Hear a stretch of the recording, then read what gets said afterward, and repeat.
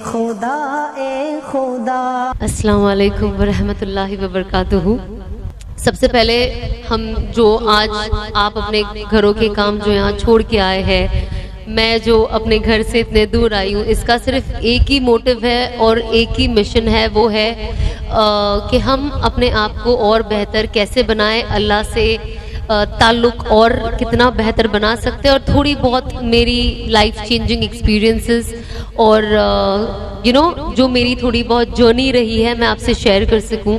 तो हम कोशिश करें कि जो हम बात कर रहे हैं उसे बस आप ये नियत करें कि आप सिर्फ सुनने नहीं आए, बल्कि अगर कोई चीज़ अगर आपके अंदर वो उतर जाती है, मेरी बात का कुछ आपको फ़ायदा पहुँचे, बिकॉज इवेंचुअली मैं बस यही चाहती हूँ कि जो भी हो या मैं जो भी कहूँ, ये इससे सिर्फ मेरे भाई बहनों को फ़ायदा मिले, और इसीलिए मैं अपने एक्सपीरियंसेस शेयर करती हूँ ताकि शायद कोई मेरी जर्नी देख के या मेरी कोई बातों से या कोई मेरे कोई चीज़ से मोटिवेट हो जाए और उनके लिए भी फ़ायदेमंद हो जाए। तो आई थिंक सबसे पहले हम दरूद शरीफ पढ़ लेते हैं ताकि हमारी मदद हो जाए हर चीज़ समझने में। बिस्मिल्लाहिर्रहमानिर्रहीम। अब मैं इसमें ज़ोर से नहीं पढ़ूंगी, आप लोग अपना एक जो भी दरूद शरीफ आपको मुनासिब लगे आप पढ़ ले। वेल बस अल्लाह से ये दुआ है कि अल्लाह मुझसे अच्छी, मेरी ज़ुबान से अच्छी चीज़ें निकाले, जो मैं बात करने जा रही हूँ असरदार बातें निकाले और आप लोगों के बस दिलों में उससे उतार दे। कोशिश हमारी हमेशा ऐसी ही रहनी चाहिए, चाहे वो आप हो मैं हूँ, कि हम बस सीखें। सीखना इज़ इम्पॉर्टेंट। कौन सिखाता है डजेंट मैटर, कौन कह रहा है डजेंट मैटर, बट किसकी बात हो रही है ये सबसे ज़्यादा इम्पॉर्टेंट है। और हर जब भी हम कोई चीज़ सुनते, स्पेशली कोई भी मोटिवेशनल चीज़ जो हमारे ईमान को मजबूत करती है, हम कोशिश करें कि उसे अलर्ट रहकर सुने, और जैसे मैंने पहले कहा नियत करें कि जो मैं सुन रही हूँ, क्योंकि वो इतनी अच्छी बात है, बस अल्लाह मेरे दिल में वो उतार दे और मुझे उस अमल की तौफीक नसीब अता फरमाए। बिकॉज उस चीज़ की जो एक फ़िक्र होती है ना, वो हम सब में होनी चाहिए, क्योंकि हम सभी जानते हैं, सब हमेशा बड़े बड़े उलमा कहते आए हैं, मैं भी वही चीज़ कहूँगी कि दुनिया फ़ना होने वाली चीज़ है। हमारा एग्जिस्टेंस, हम इस दुनिया में हो नहीं हो कोई वैल्यू नहीं रखता, दुनिया फिर भी वैसी चलनी है।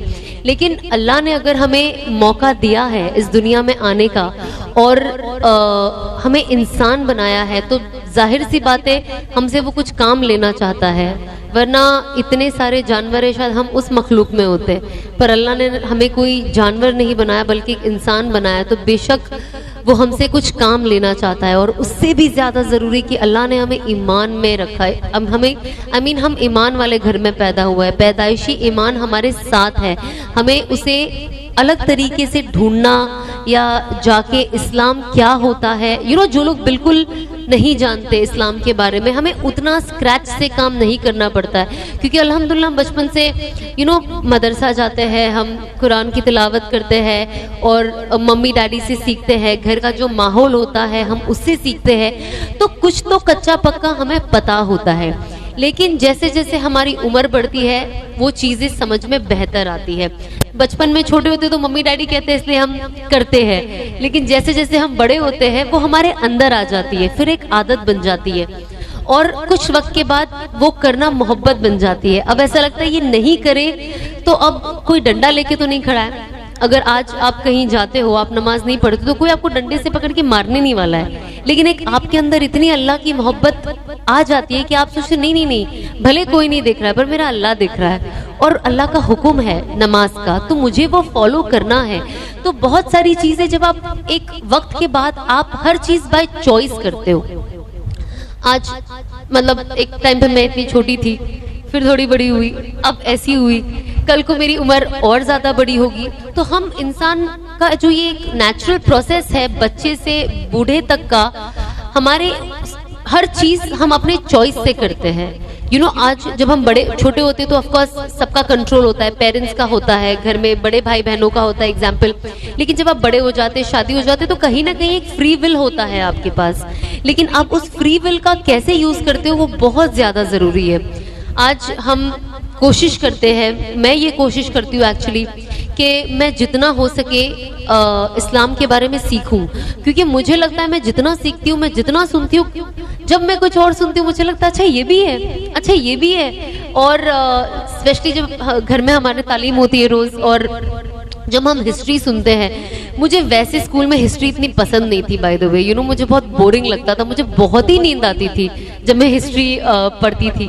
पर जब से यू नो मैं मतलब एक प्रॉपर तरीके से फॉलो करने की कोशिश कर रही हूँ इस्लाम, अब मुझे हिस्ट्री इतना ज़्यादा पसंद है कि मैं बता नहीं सकती हूँ।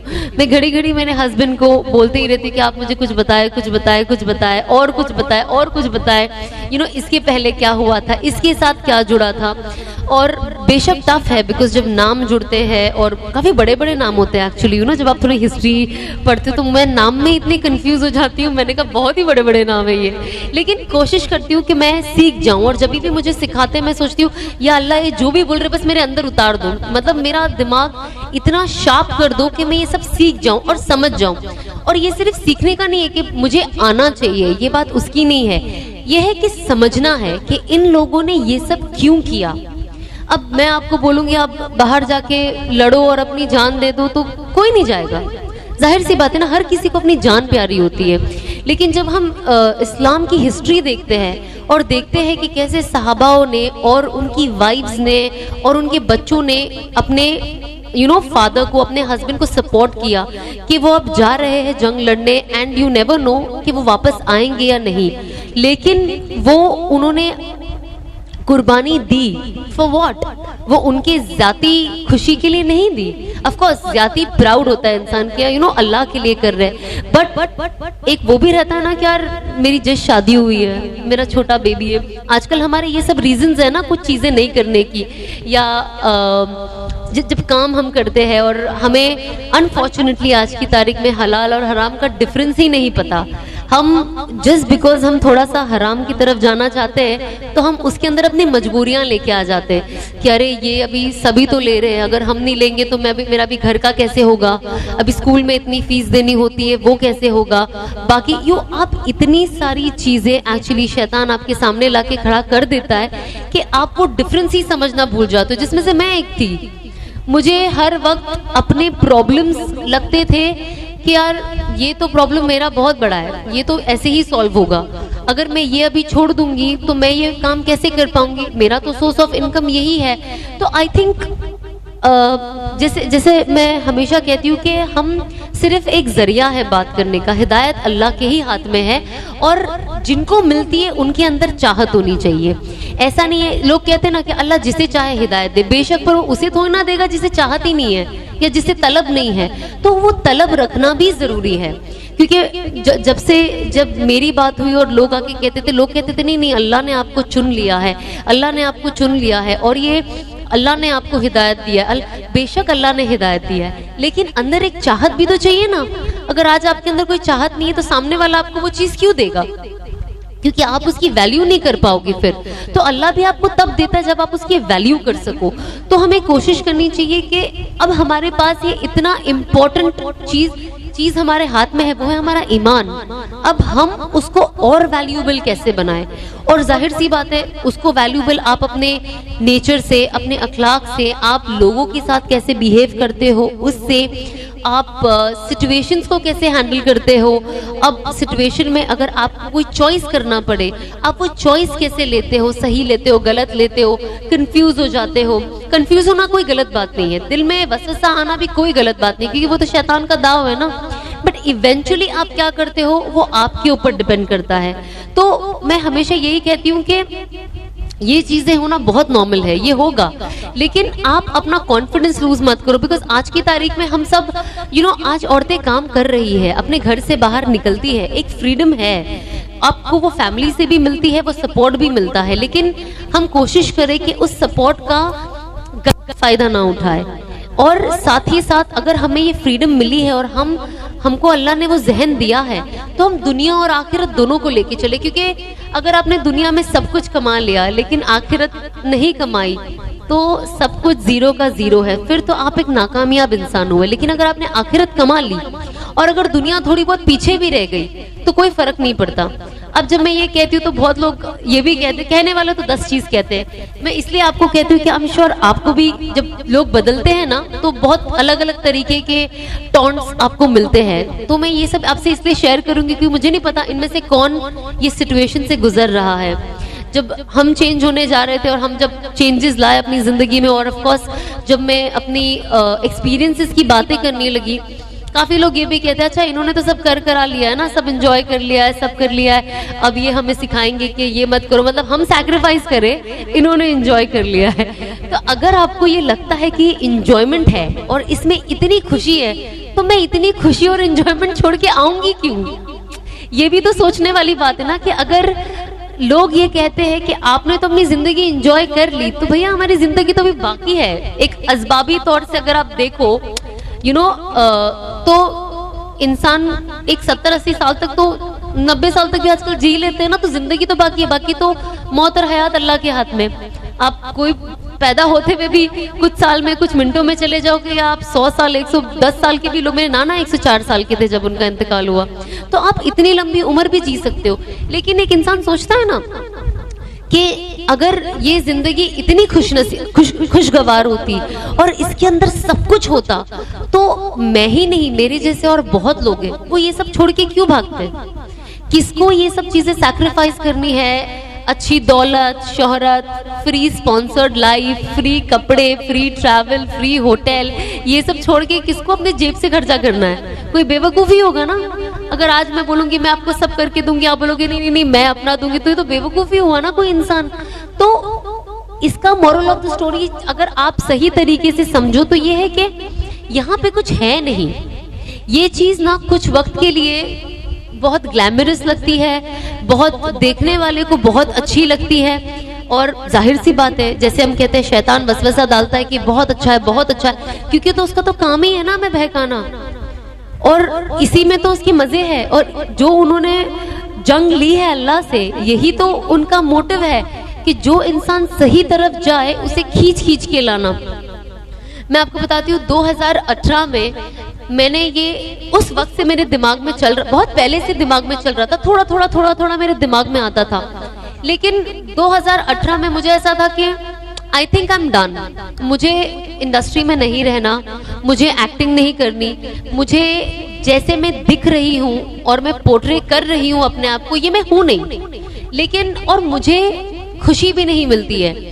बट जब आप अकेले रहते हो, खुद से रहते हो, आप वो सोचते हो, पर जब आप फिर वैसे ही लोगों के साथ घुल मिल जाते हो तो आपका दिमाग फिर शैतानी हो जाता है। अच्छा अच्छा चलो फोटो शूट करते हैं, अच्छा ये करते हैं, अच्छा वो करते हैं, ये गाने पे डांस करते हैं, वो गाने पे डांस करते हैं। तो ये सारी चीजें होने लगी एंड आई वाज लाइक कुछ तो है which is not keeping me happy, and I was like मुझे तो ये चेंज करना है। एंड यू वोंट बिलीव 2018 में मेरी अनस से मुलाकात हुई थी मक्का में, and it was only for 5 minutes. मेरा पूरा सफर कंप्लीट हो चुका था, मेरा उम्रा हो चुका था माशाल्लाह से, and I was coming back home. बहुत 5-10 मिनट की मुलाकात हुई एंड फिर मैं आ गई। अब मेरे दिल में पहले से ये बात चल रही थी, बट क्या होता है ना, कभी कभी जो आपका जाहिर होता है ना, लोग आपके जाहिर से आपको इतना जज करते हैं, इतना जज करते हैं कि कभी कभी इंसान अंदर की बात बोल भी नहीं पाता। क्योंकि मैं एक एक्ट्रेस थी और मैं ग्लैमर फील्ड में थी, तो ये कहना कि मुझे पता है ये हराम है और मुझे ये छोड़ना है, पर मैं छोड़ नहीं पा रही, मुझे मोटिवेशन नहीं मिल रहा है, और मुझे छोड़ना भी है, पर मैं क्या करूं, फिर इसके बाद मैं क्या करूं? अब काम पे तो मैं जा नहीं सकती हूँ, जाहिर सी बात है, तो मैं क्या करूं? तो मेरे अंदर इतने सवालात थे और मुझे लगता था मैं अगर किसी को बताऊंगी ना, वो कोई समझ नहीं पाएगा, शायद वो मेरा मजाक उड़ाए, और कोई नहीं चाहता कि उसका मजाक उड़े। तो मैं ये बातें कभी किसी से शेयर नहीं करती थी। एंड आई थिंक मैं अब रियलाइज करती हूँ, मैं सोचती हूँ कि काश जब अनस मुझे 2018 में मिले, मैं उनसे ही दिल खोल के बात कर लेती, तो शायद जो मुझे 2 साल लेट हो गया, मैं और 2 साल पहले चेंज हो गई होती। But it's never late. तो बट आई थिंक 2018 मतलब सोचो ना, इतना ज्यादा वक्त भी नहीं गुजरा, not even a year.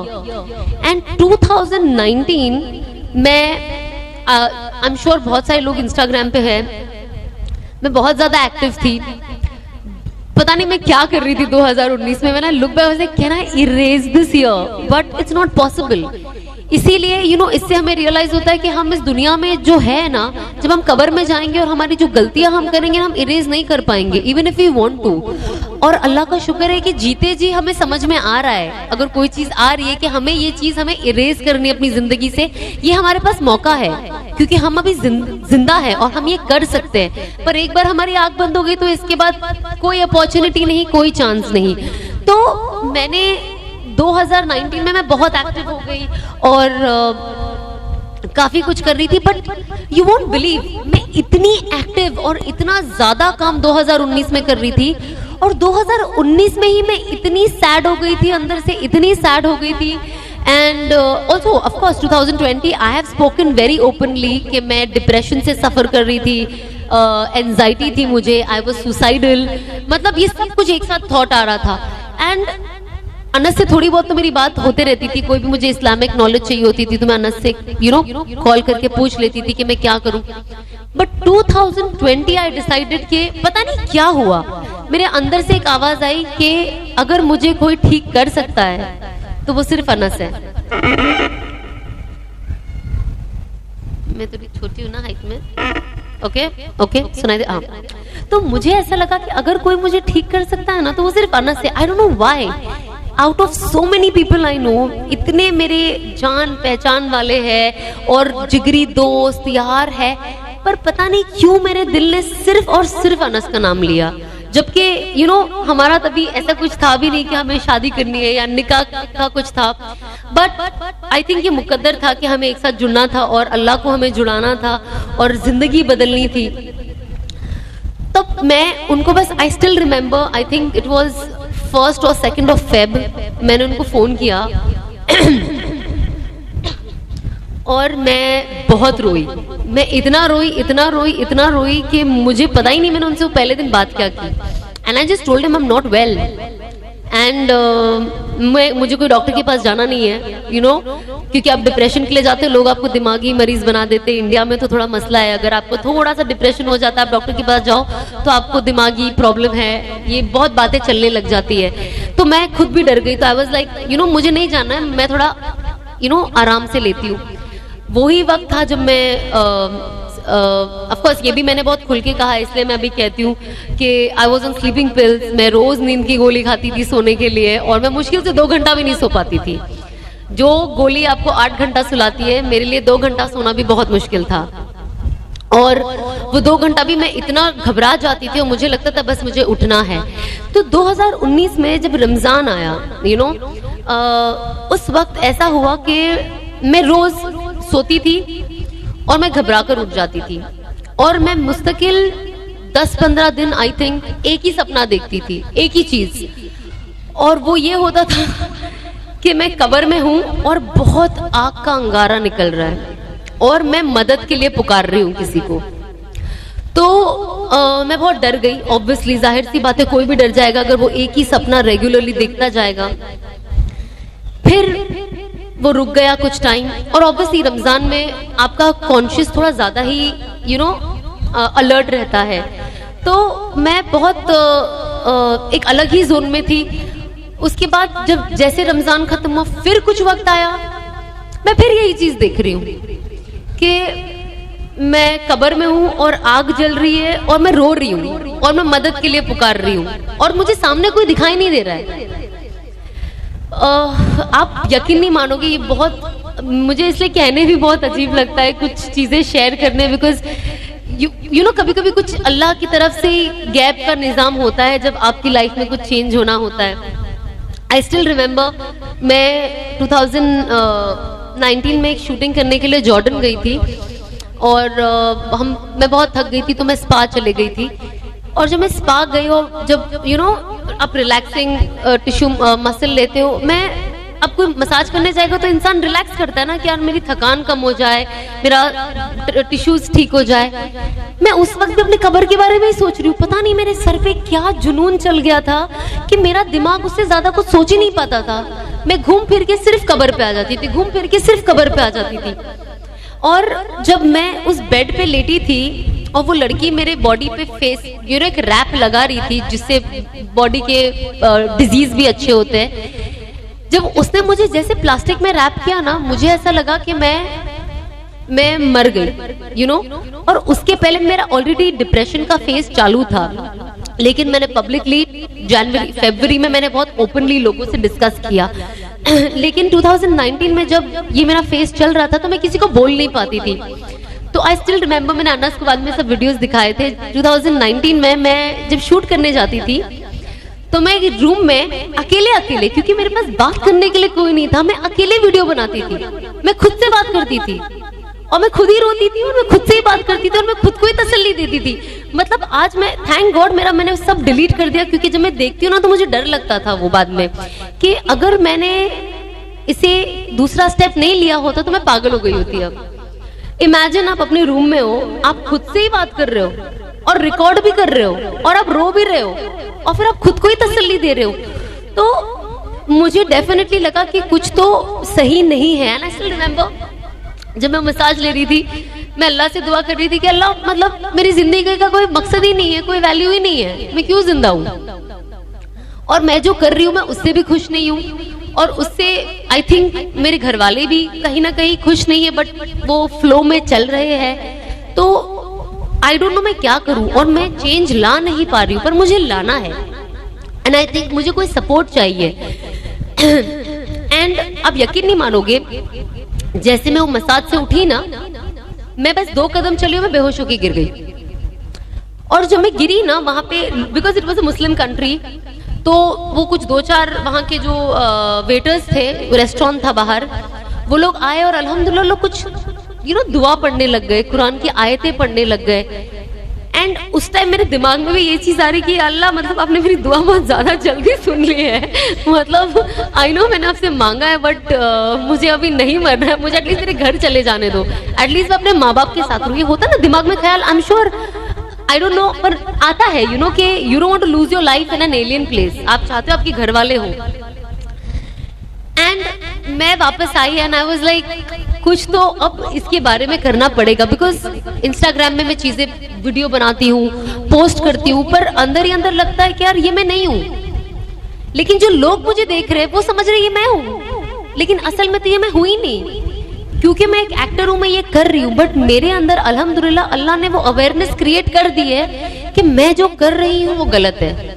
And I think ये उन चीजों की शुरुआत थी कि सबसे पहले कहते हैं ना, आप अगर कोई चीज से तौबा करना चाहते हैं तो सबसे पहले कि आप वो गुनाह समझे। अगर आप गुनाह को गुनाह ही नहीं समझ रहे तो आप तौबा किस लिए कर रहे हो। तो सबसे पहले मैंने ये चीज सीखा कि आप ये एक्सेप्ट करें कि ये गलत है, और अगर दुनिया के तमाम लोग भी मिलके गलत को सही कहेंगे तो वो सही नहीं होगा। कुछ साल पहले ये मेरा कॉन्फिडेंस पता है कहाँ से टूटा? I don't know if youngsters can relate to me. जब जो मैं काम करती थी तो मेरे एक मुस्लिम फ्रेंड थे और ऑफ कोर्स नॉन मुस्लिम, सभी मिक्स फ्रेंड ग्रुप होता है।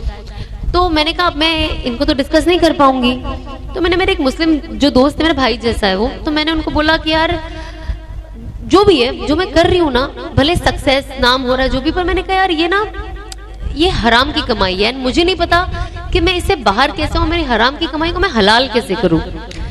एंड आई रिमेम्बर मेरे दोस्त ने मुझे बोला था कि ऐसा नहीं होता है, तुम तो कितनी मेहनत कर रही हो, और आई एम श्योर ये बहुत, आई डोंट नो, पर ये बहुत लोगों के साथ होता है, ट्रस्ट मी। और ये एंटरटेनमेंट से रिलेटेड नहीं है, जरूरी नहीं कि आप एक्टिंग करो, आप जिंदगी में कुछ भी काम में आपका इनकम में हेरा फेरी हो सकती है। सो उन्होंने मुझे कहा कि यार आप तो लेकिन कितनी मेहनत करके कमा रही हो, ऐसा तो है ना, और आप कुछ गलत नहीं कर रही हो।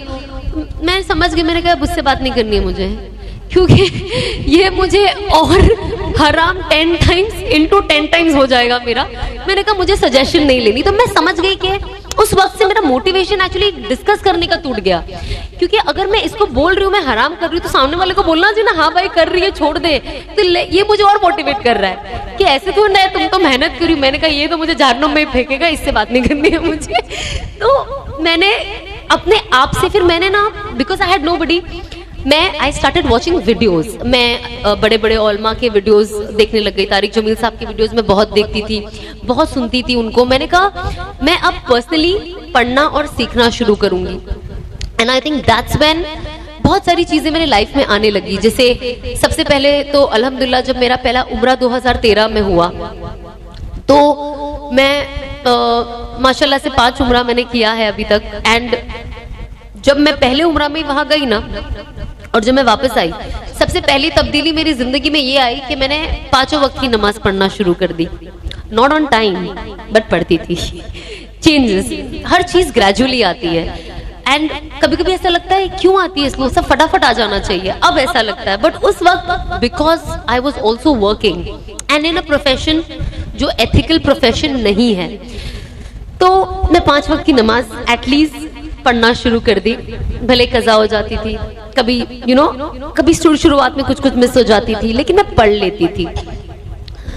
उसके बाद मुझे ऑफ कोर्स कुरान शरीफ पढ़ने में और इंटरेस्ट आने लग गया। ऐसा नहीं था मैं पूरा दिन लेके बैठ के पढ़ते रहती थी, बट मैं पढ़ती थी। अब अगर मुझे किसी ने बता दिया कि इशा के बाद सूरा मुल्क पढ़ना बहुत जरूरी है, कब्र में आपकी हिफाजत करेगा, तो मैंने वो एक वजीफा, मैंने कहा इसकी मुझे बहुत ज्यादा जरूरत है, मैंने वो हर इशा के बाद पढ़ना शुरू कर दिया। अब मैं आपको बताती हूँ, चेंजेस ना ऐसी छोटी छोटी चीजों से आती है, ऐसा नहीं कि इमिडिएटली आ जाएगी। जब मैंने ये पढ़ना शुरू किया तो मैंने इसको कभी मिस नहीं किया। उसके बाद मैंने किसी से सुना कि सूरा वाक़िया पढ़ना चाहिए मगरिब के बाद, तो बहुत अच्छा है, इससे बहुत फायदे। फिर मैंने सूरा वाक़िया पढ़ना शुरू कर दिया। फिर एक बार मेरी बहन ने मुझे बोला कि जुम्मा के दिन ना सूरा काफ पढ़ना चाहिए, उससे अगले जुम्मा तक अपनी प्रोटेक्शन होती है और चेहरे पे नूर आता है। मैंने कहा अच्छा। तो अल्हम्दुलिल्लाह 2 साल पहले मैंने शुरू किया और अब तक माशाल्लाह से हर जुम्मा सूरा काफ पढ़ती हूँ। तो इस तरीके से ना छोटी छोटी चीजें, और जब मैंने अपने आप को, अपना वक्त इन चीजों में इन्वेस्ट करना शुरू कर दिया, मुझे रियलाइज हुआ कि अब मेरी जिंदगी में सही इन्वेस्टमेंट हो रहा है। क्योंकि पहला जब मैं गलत चीजों में इन्वेस्टमेंट करती थी अपने वक्त का, जो फिजूल काम करती थी, तो उससे मेरे को फायदा कुछ नहीं हो रहा था। लेकिन इन चीजों से ना मुझे फायदा होने लगा। जब 2020 में अनस ने मुझे थोड़ा ना शुरुआत में पढ़ाई देने लगे ताकि मेरी एंजाइटी कम हो जाए, तो पहले उन्होंने बोला फजर के बाद आप चाश्त तक रुको। मुझे तो चाश्त की नमाज क्या पता नहीं थी, इमेजिन। तो पता चला चाश्त क्या होती है, फिर चाश्त की नमाज पढ़ने लग गई। उसके बाद सुबह में उठ जाती थी चाश्त तक, अगर आप जागो तो यासीन शरीफ पढ़ लेती थी रोज सुबह। फिर उसके बाद इशराक पढ़ती थी मैं फजर में। उसके बाद चाश्त पढ़ती थी मैं उठकर।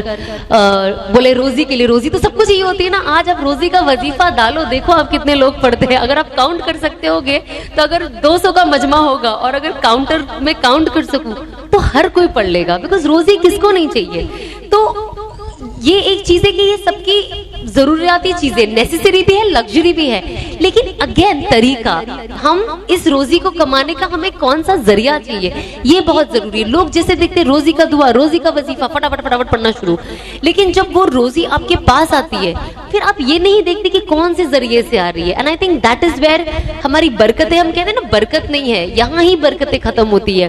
तो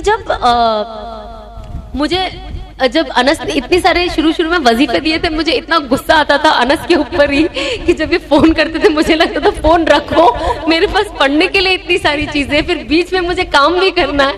तो उन्होंने कहा ज़ोहर के बाद सूरा फतह पढ़ो। मैंने कहा अच्छा ठीक है। उसके बाद आप दुआ मांगते हो ना, पहले कैसी थी दुआ, या अल्लाह मुझे ये दे दे, अल्लाह मियां मुझे वो दे दे, ये ठीक कर दे, वो ठीक कर दे, इन सबको जन्नत पहुंचा दे, मुझे भी जन्नत पहुंचा दे। अमल कुछ नहीं करना है, पर जन्नत हमको जाना है। घर में रोजी एकदम परफेक्ट होनी चाहिए, काम भी एकदम परफेक्ट मिलना चाहिए, और सब कुछ एकदम परफेक्ट होना चाहिए। हस्बैंड भी एकदम बैंग ऑन होना चाहिए। हमको कुछ नहीं करना है, हमको कुर्बानी नहीं देनी है, पर हमको हस्बैंड परफेक्ट चाहिए, सास ससुर परफेक्ट चाहिए, माँ बाप परफेक्ट चाहिए, भाई बहन, रिश्तेदार, दोस्त, रोजी, बॉडी, हर चीज। जब बॉडी की बात आती है ना तो लोग बराबर 24 घंटा डाइट करते हैं, जिम जाते हैं, वॉक करने निकलते हैं, लेकिन जब ईमान के ऊपर बात आती है ना, जो अल्लाह देता है, तो उसके लिए हमें किसी को मेहनत नहीं करनी, वो फ्री में चाहिए सब। ये बहुत लोगों का नजरिया है।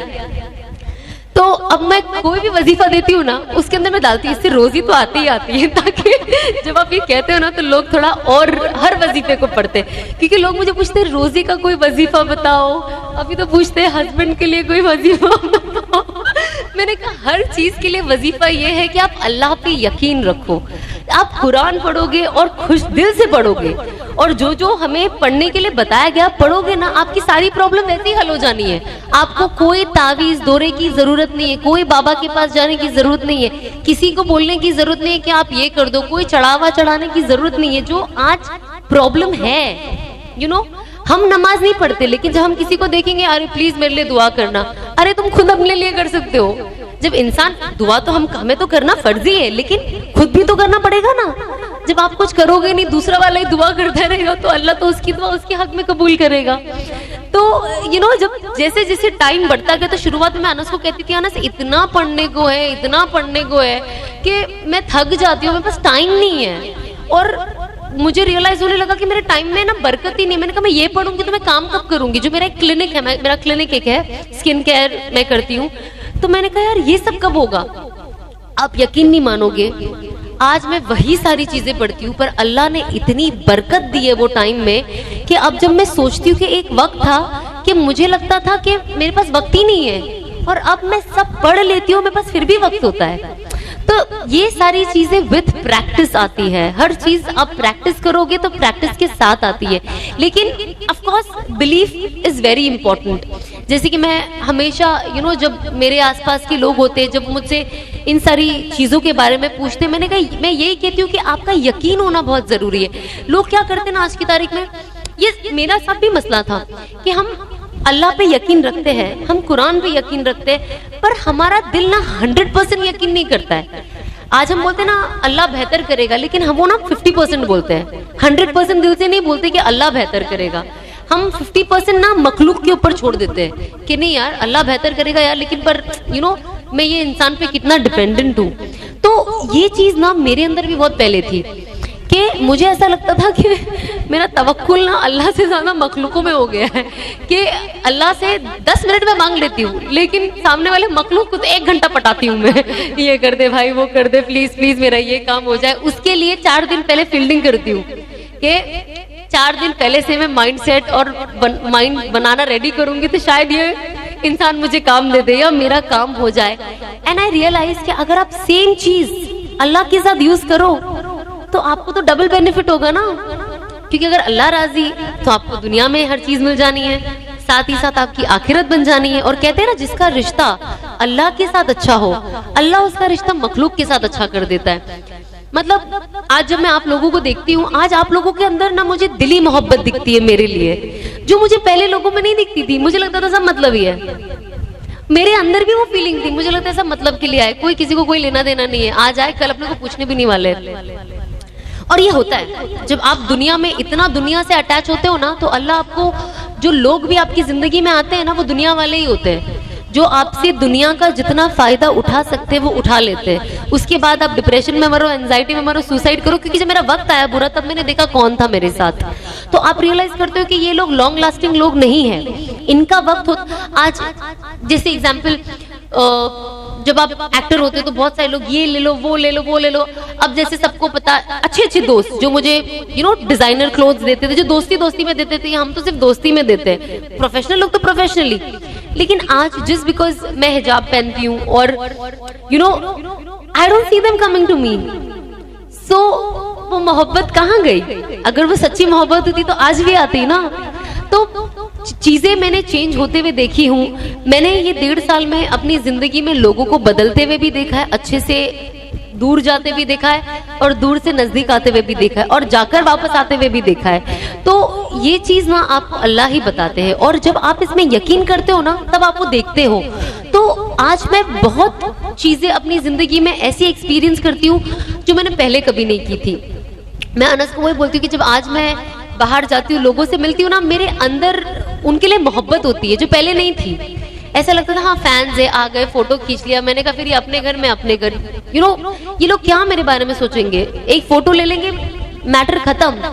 लेकिन अब मेरी सोच भी बदल गई है। तो मुझे ये रियलाइज हुआ कि जब इंसान अल्लाह के करीब आता है तो अल्लाह उसका भी दिमाग कैसे बदलता है। मतलब सामने वाले के तो दिल में मोहब्बत डालता ही डालता है, लेकिन एज खुद मैं भी चीजें कितनी, जो पहले मुझे लगता था मैं ही मैं, मेरा सक्सेस, मेरा पैसा, मेरा बिजनेस, मैं क्यों ये, आज हमें लोगों की परवाह है। हमें लगता है कि हम क्या करें जिससे हम लोगों को फायदा दे सके। इसलिए मैंने जब मेरा पहला तौबा के बाद पहला वीडियो बनाया था, उखरिजत लिन्नास पे बनाया था। वो कुरान की आयत कहती है ना, उखरिजत लिन्नास तहमरूना बिल मारूफ व तनहौना अनिल मुनकर।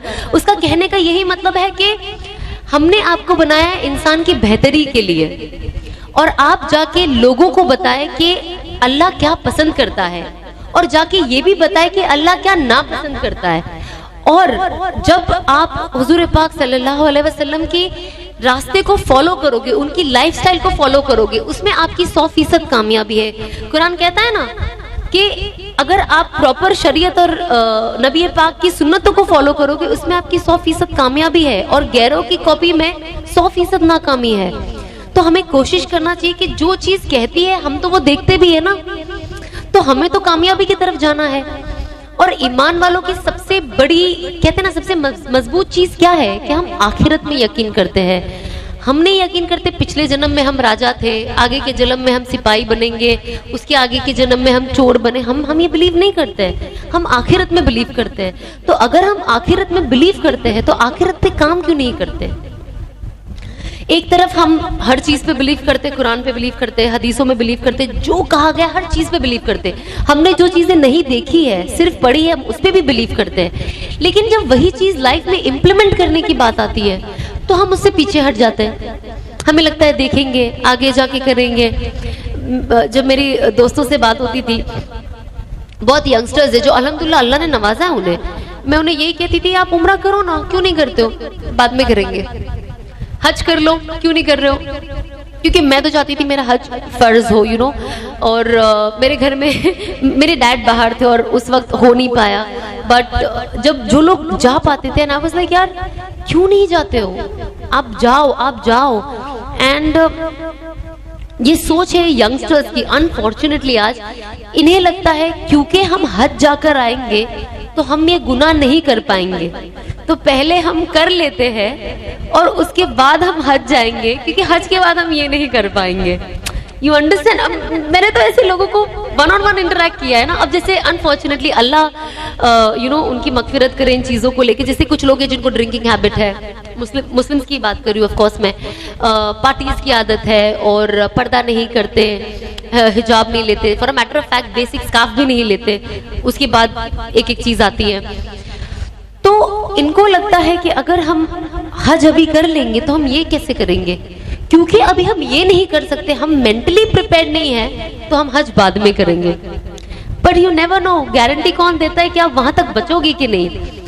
ये एग्जाम्पल ना मैंने अपने फैमिली में देखा है, अपनी आंखों से। जब मेरी फैमिली में एक मेंबर है, ऑफ कोर्स रिश्ता नहीं बताना चाहूंगी, जब बहुत टाइम पहले ना उन्हें उम्रा के लिए एक मौका मिला था, बट अनफॉर्चुनेटली वो उस वक्त जा नहीं पाए, तो उन्होंने बोला मैं बाद में कर लूंगी। अब उन्होंने जो भी नजरिए से बोला होगा, मैं तो तभी सामने नहीं थी, अच्छी नीयत से भी बोला होगा, कोई और भी प्रॉब्लम हो सकती है, तो उन्होंने कहा मैं बाद में जाऊंगी।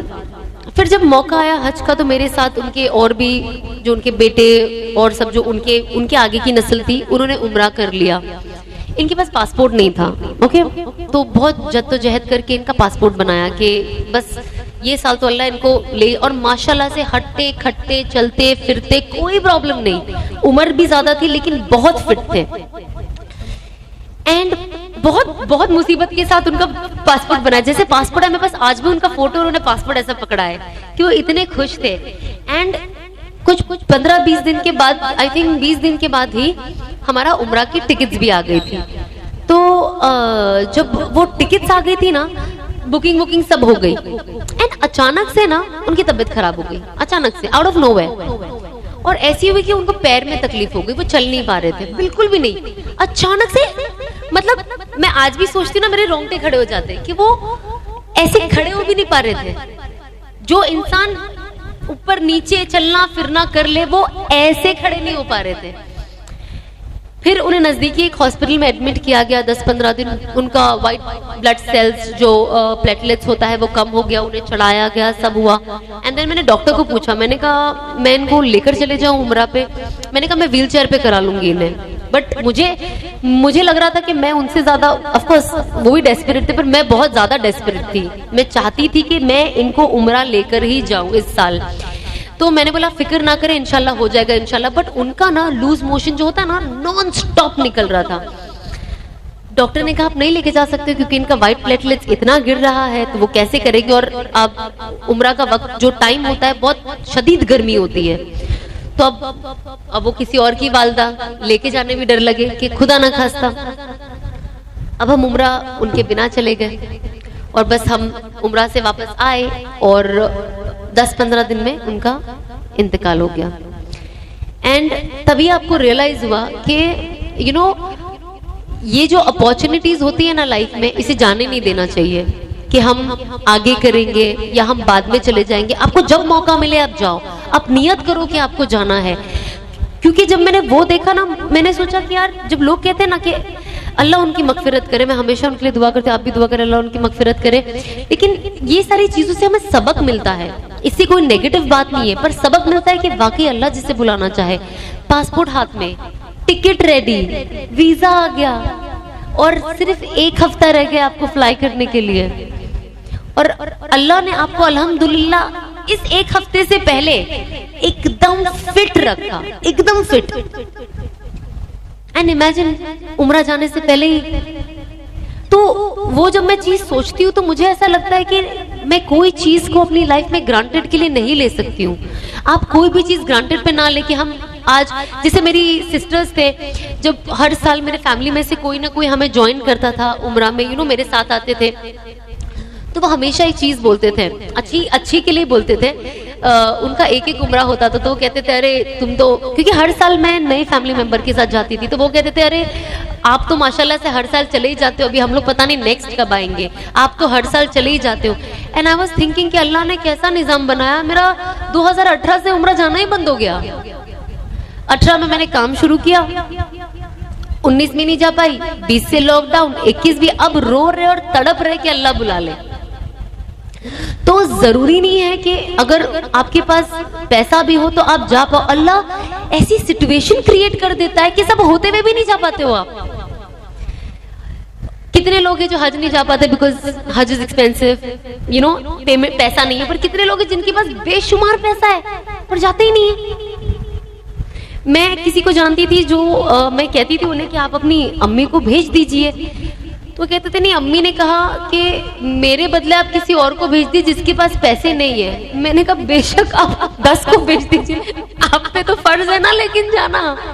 आप सोचो, जब मैं ये कभी कभी जब लोगों को ऐसी बातें करते हुए सुनती हूँ ना, मुझे डर लगता है कि कभी कभी ऐसी बातों में शामिल होकर सुन लेने से भी मुझे गुनाह ना हो जाए कि यार मैंने ये बातें सुन के अप्रिशिएट, क्योंकि कभी कभी माहौल ऐसा होता है और आप कुछ ऐसे लोगों के साथ होते हो कि आप बोल नहीं पाते हो कि बुरा ना लग जाए, कैसे बोलूं, उम्र में बड़े हैं, औहदे में बड़े हैं, जो भी चीज है। पर कभी कभी ये सारी चीजें देख के लगता है कि अल्लाह ऐसी चीजें हमारे जुबान से कभी मत निकालना, क्योंकि ये कितनी डरावनी चीज है कि ऐसा हो सकता है। जब मैं 2013 में उम्रा पे गई ना, मैं हमेशा यही दुआ करती थी, आप यकीन मानो ना मानो, मैं अल्लाह से एक ही चीज की दुआ करती थी कि अल्लाह मुझे हराम से निकाल दे और हलाल में डाल दे, मुझे हलाल की रोजी दे दे। मुझे नहीं पता कैसे दोगे, मुझे नहीं पता मैं क्या करूंगी, क्योंकि मुझे कुछ आता भी नहीं है करने, क्योंकि मैं एक्टिंग में ही रही हूँ और लकीली मैं स्किन केयर में बहुत अच्छी थी। तो अल्लाह ने कैसे गैप से निजाम बनाया कि मेरा क्लिनिक ही खोल दिया। अब उस साल तो बहुत जद्दोजहद से वो क्लिनिक खुला था, तो और रमजान के टाइम पे खुला था, तो अनफॉर्चुनेटली वही मेरा पहला साल था जब मैं जाना मेरा 2018 से उस साल से नहीं जा पा रही थी। तो मैं अल्लाह से यही दुआ करती थी कि अल्लाह हलाल का जरिया बना दे, हलाल का जरिया बना दे, हलाल का जरिया बना दे और मुझे सही रास्ते पे लेके आ जा। आज जब मैं कुछ चेंजेस अपने अंदर देखती हूँ ना, तो और जब मुझे फ्लैशबैक याद आता है तो ऐसा लगता है कि वो कहते हैं ना कि अल्लाह 24 घंटा खैर मांगो, अल्लाह से अच्छा ही मांगो, अपने गुमान से भी बेहतर मांगो, क्योंकि अल्लाह पूरे दिन में कोई भी दुआ आपकी सुन सकता है। एंड आई रिमेम्बर जब मैं सऊदी जाती थी, उम्रा पे बहुत सारे लोग हिजाबीज को देखते हैं ना, जो हम जैसे लिबरल्स होते थे वो टाइम पे, तो कहते थे यार कैसे रह लेते ना इतनी गर्मी में, इतना हिजाब सर बंद। वो एक लेवल। दूसरा, हम जाते थे खाना खाने के लिए, हम देखते थे वो नकाब उठा के खाते थे, सोचते कैसे खा लेते होगे ना ये लोग, मतलब कैसे, मतलब ऐसे उठा के ऐसे कोई कैसे खा सकता है। एंड मेरे साथ जो और भी पहचान वाले, तो कुछ कुछ एक साथ आप एक ही बार जाते रहो तो बहुत पहचान वाले मिल ही जाते। एक बार ऐसे मेरे दिमाग में ख्याल आता भी था, बट कभी कभी जब मैं हिजाबियों को देखती थी ना, मैं कहती थी अल्लाह मुझे ऐसा बना दे। तो जब आज मैं अपने आप को देखती हूँ कि आज मैंने हिजाब ले लिया, तो मुझे लगता है मेरी उस दिन की दुआ कबूल हुई है, जो मैंने मक्का में अल्लाह से दिल से मांगा कि या अल्लाह मुझे भी इन जैसा बना दे। तो अल्लाह ने कहीं ना कहीं एटलीस्ट आप जैसा नहीं, लेकिन थोड़ा आप लोगों से थोड़ा थोड़ा पहुंच रही हूँ मैं आपकी तरफ, एटलीस्ट आधा रास्ता पहुंचा दिया है मुझे। तो बस आप यही कोशिश करें कि जब हम ये चीजें देखें, अल्लाह से बेहतरी मांगे, अल्लाह से खैर मांगे, अल्लाह से अपने गुमान से ज्यादा मांगे। हम तो इंसान है, हमारी सोच और चाहत ना बस इतनी सी होती है, हमारे लिए इतनी बड़ी होती है, पर एक्चुअली वो दुनिया में इतनी सी होती है। तो कहते हैं ना, अल्लाह को अल्लाह की जात के हिसाब से मांगे। आप कुछ भी मांग सकते हो। मैं तो जन्नतुल फिरदौस के नीचे मांगती ही नहीं हूँ, उसकी नीचे वाली 6th वाले में भी हमको नहीं आना, उसके नीचे हमको टॉप वाली में ही रहना है। अल्लाह मियाँ देना तो यही देना, आपकी जियारत करनी है मुझे आपसे सूरा रहमान सुनना है, मुझे मेरे नबी पाक से सूरा यासीन सुनना है, मुझे वही चाहिए, और मुझे मेरे घर वालों के लिए भी वही चाहिए, मुझे उम्मत के लिए भी वही चाहिए। अब अगर मुझे लोगों के लिए चाहिए तो मुझे क्या करना होगा? मुझे दावत का काम करना होगा, क्योंकि अगर मैं दावत का काम नहीं करी तो मैं लोगों को कैसे बता पाऊंगी कि यहाँ तक पहुँचने का तरीका क्या है, या जिनको पता है मैं उनको इंस्पायर कैसे कर पाऊंगी। हर किसी को ना पुश की जरूरत होती है। हम रोज नमाज पढ़ लेते हैं 5 वक्त की, कभी कभी आलस आ ही जाता है ना, एक पुश की जरूरत होती है।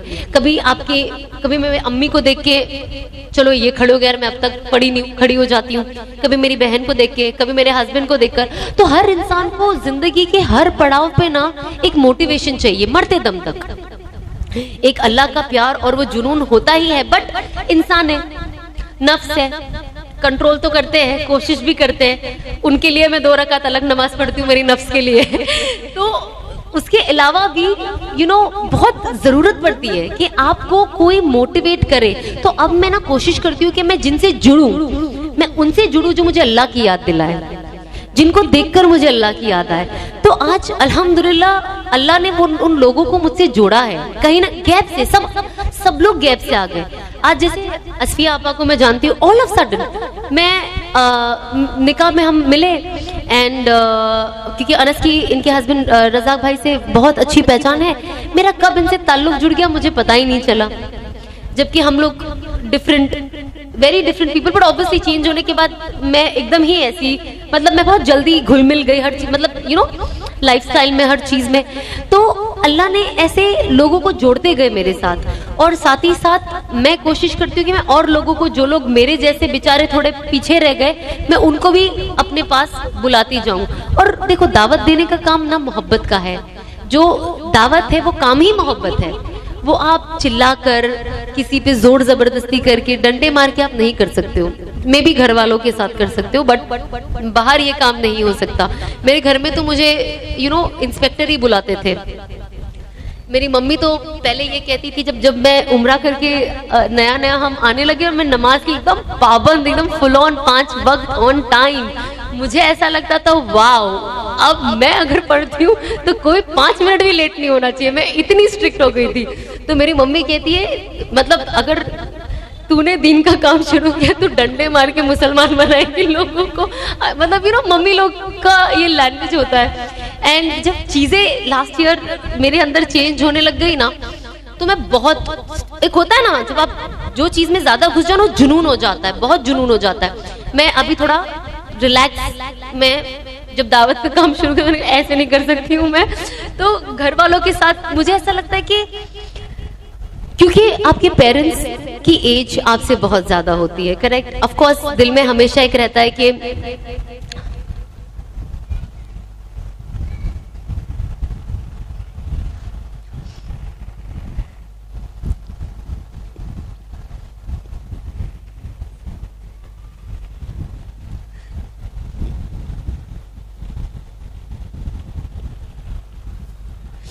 कि जितना वक्त वो आपके साथ अभी तक गुजार चुके हैं, आगे उनके पास उतना वक्त है कि नहीं। एंड आई थिंक पेरेंट्स से इम्पोर्टेंट आपकी लाइफ में कुछ नहीं होता, एंड इररिप्लेसेबल लॉस है। मैं मेरी मम्मी को देखती हूँ, मुझे डर भी लगता है, मुझे मोहब्बत भी होती है। मुझे लगता है एक दिन होगा जब ये मेरे सामने नहीं होंगे, और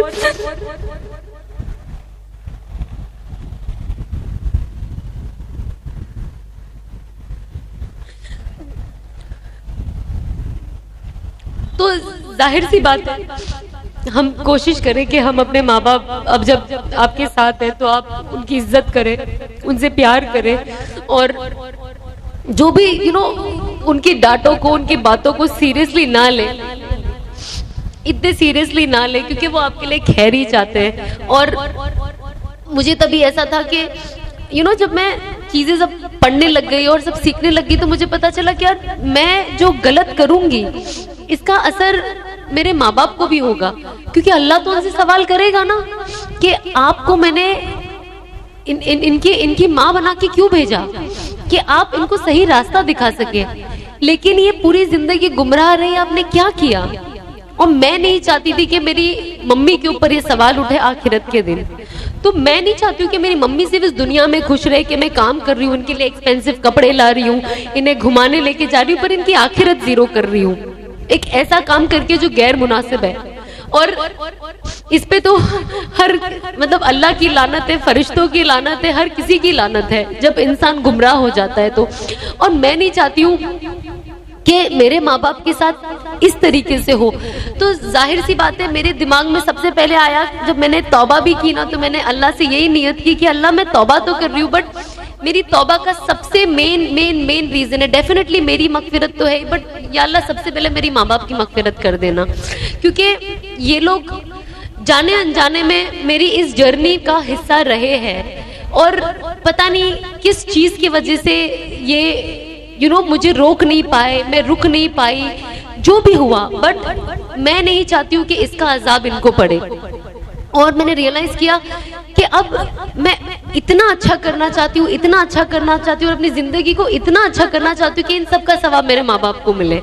और जो ऑफ कोर्स मेरे नाना नानी है सब, जब मुझे अनस बताते थे तो कहते थे कि हमारे पूरे घर वालों को दिखाया जाता है बाकायदा हम क्या करते हैं हर जुमेरात को, कि आपकी आने वाली नस्ल क्या करती है।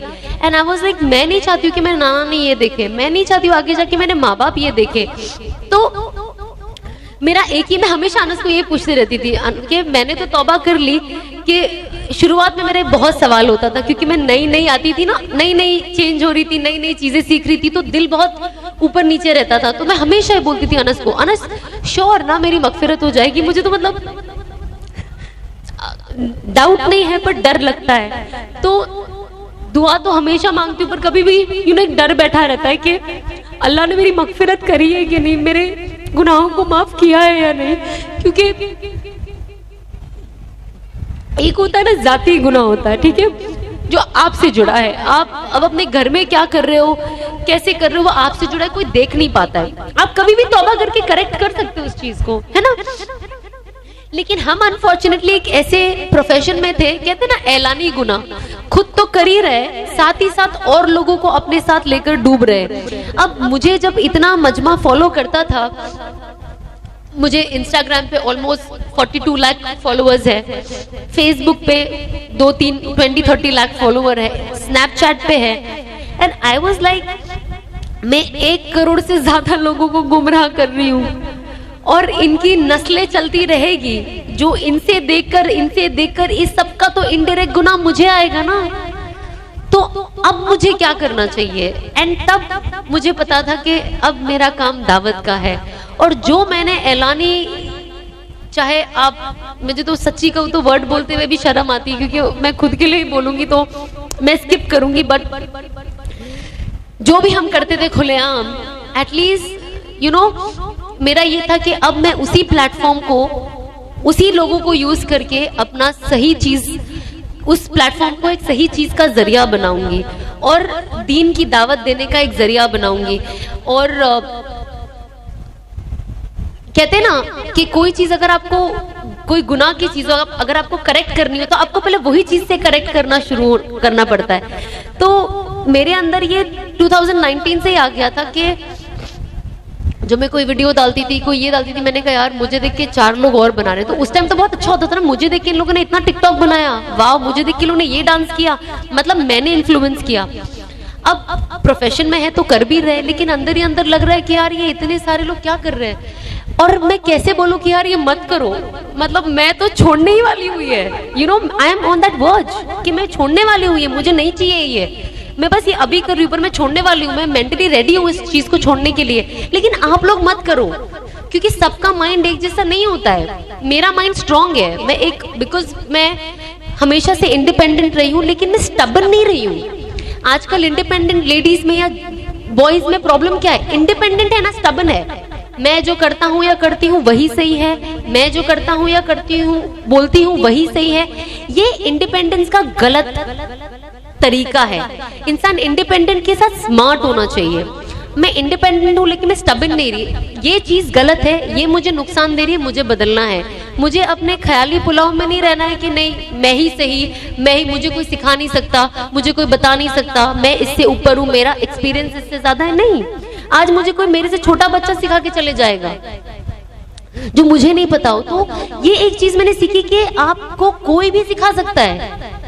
एक जाहिल इंसान जिसको अगर दीन की बात करूं तो दीन का कोई नॉलेज नहीं हो, लेकिन कोई ऐसी चीज सिखा दे जो आपने इतनी बुक पढ़ ली तो भी नहीं पता है, और कोई छोटा बच्चा आपको सिखा दे। मेरे घर में तो जितने मेरी नंदनों के छोटे छोटे बच्चे इतने अच्छे अच्छे से दुआ पढ़ते हैं, सारी दुआएं, मैंने कहा लगता है इनसे ही सीखनी पड़ेगी आधी दुआएं मुझे।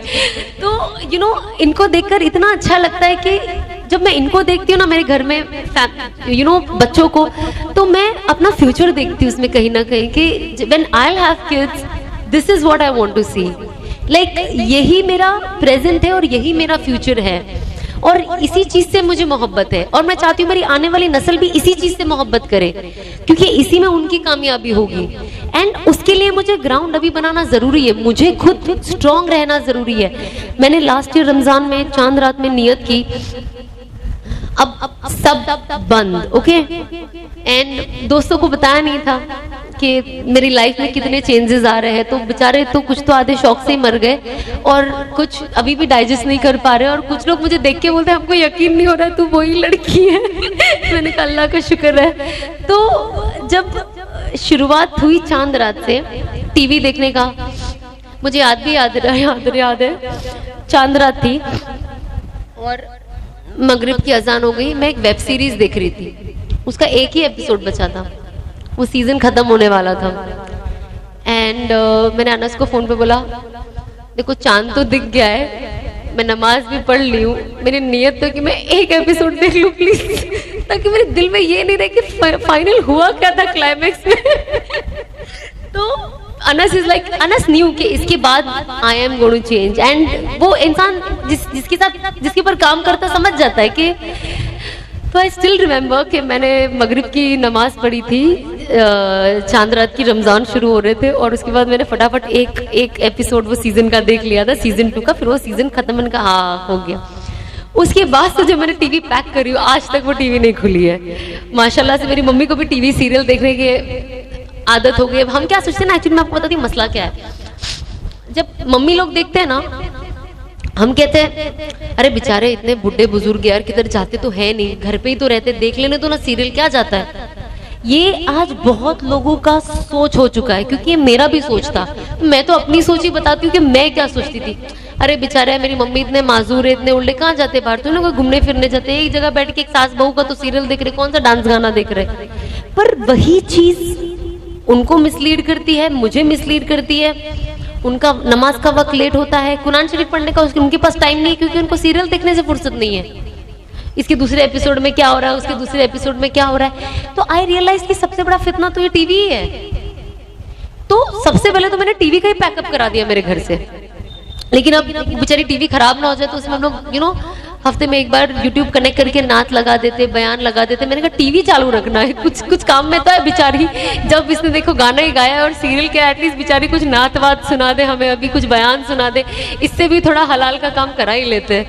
तो यू नो टीवी देखना बंद हो। मेरी मम्मी इतनी अडिक्ट थी टीवी की, लेकिन माशाल्लाह से उन्होंने वो भी अब बंद कर दिया। तो अब उनके पास थोड़ा पढ़ाई के लिए ज्यादा वक्त होता है, और अब उनके अंदर भी वो चाहत नहीं है मुझे देख देख कर, लकीली वो आ गया। जब मैं नया नया सीखती थी तो मुझे नहीं पता था कि वॉशरूम में सर पे दुपट्टा लेकर जाते हैं।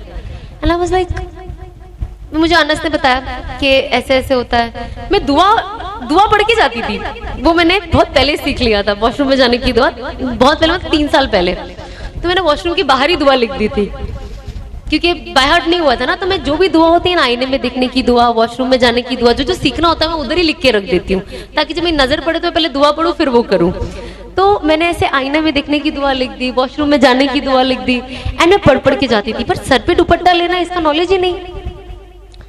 फिर जब सिखाते गए तो फिर मैं दुपट्टा लेके जाऊं शुरुआत में। फिर मेरा बेड ना बहुत बाथरूम के नजदीक है, तो मैं वहीं टंगा देती थी। तो एक वक्त के बाद आपको ना अपने आप को कुछ चीजों में ना, इस्लामिक चीजों में रोबोट बनाना पड़ता है, नहीं तो वो नहीं होगा। इतना रोबोटिक होता था कि रात को अगर मैं 3 बजे भी उठूं वॉशरूम जाने के लिए तो मैं दुपट्टा लेकर ही जाऊं। वो एक अंदर आ गया था, हैबिट हो गई थी। तो चीजों को ना कभी कभी हैबिट बनानी पड़ती है, वो इतने आसानी से नहीं आती है। तो मैं वो लेकर जाऊं। फिर पता चला कि यार वॉशरूम में तो जाके बात नहीं करना होता है किसी से। मैंने कहा अच्छा, मैं तो अंदर से आधी बात तो मैं वॉशरूम से करती हूँ। फिर ये चीजें मैं मेरी मम्मी को सिखाने लगी। मैंने कहा निको ऐसे नहीं करते, दुपट्टा लेके जाने का। मेरी मम्मी जब देखो दुपट्टा भूल जाए, जब देखो दुपट्टा, भाग भाग के अंदर जाके दुपट्टा पहना के बाथरूम के अंदर, बेचारी अंदर लेके ले दुपट्टा। फिर आदत इतने टाइम से बात करने की थी बाथरूम में, तो अब कैसे रुकेगी, टाइम लगता है ना। अब मेरी मम्मी जब बाथरूम में जाए तो होता ना शैतानी चीजें ना, अंदर जाके मेरी मम्मी को सब याद आ जाए बाथरूम में कि सना को ये बोलना है वो बोलना है। मैं एक भी सवाल का उनका जवाब ना दूं, वो चिल्ला के उनके चिल्लाते रहे सना सना सना। फिर वो बाहर पे बीच में बोलूं। मैंने कहा कितनी बार बोला है बाथरूम में बात नहीं करते। फिर जब मैं जाऊं फिर उनको याद आ जाए कोई ना कोई काम। तो ये चीज सुनने में फनी लगती है, बट ये प्रैक्टिस करने बहुत टफ है, बहुत इजी लगता है, बट अब ऐसे ये चीज मिस हो जाती है। ये मसला तो फिर शॉर्ट लाइफ में हमारे हो ही गया। अब मुद्दा आया, मैं अभी जस्ट इसके पहले ही बता रही थी। मैंने कहा पहले ऑफ कोर्स मैं हमेशा से मॉडेस्ट क्लोथ, पर्सनली मेरे हिसाब से जो मॉडेस्ट होता था वो पहनती थी। शूट में ऑफ कोर्स आप एक जो भी कैरेक्टर प्ले करते हो, सब बातें होती ना, ये तुम थोड़ी ना हो, ये तो तुम एक कैरेक्टर हो। असल में तो तुम अच्छे कपड़े पहनते हो पर ये कैरेक्टर तो दिख के आ रहा है ना टीवी पे, जिससे मैं कैरेक्टरलेस लग रही हूँ, उसका क्या। घर पे मैं दुपट्टा पहन के बैठी रहूं, लेकिन टीवी पे मैं स्कर्ट में दिखाई दे रही हूँ, तो मैं तो फनी लगूंगी ना, कौन मेरी बातों का यकीन करेगा। अब क्या होता था ना, पढ़ाई तो मेरी पहले से चालू हो गई थी, दीनी और हर फॉलो करना। अब कुछ चीजें ऐसी होती थी ना कि आप वो चीज की दावत नहीं दे सकते। क्यों नहीं दे सकते? क्योंकि आपके अमल में नहीं दिख रहा है। अब मेरे अमल में नहीं दिख रहा है तो मेरी बातों में जोर कैसा होगा। सामने वाला तो यही बोले ना पहले तू कर ले। मैं बोली यार तुम लोग के अच्छे के लिए बोल रही हो, तुम कर लो, मैं तो कर ही लूंगी, पर तुम तो करो ना।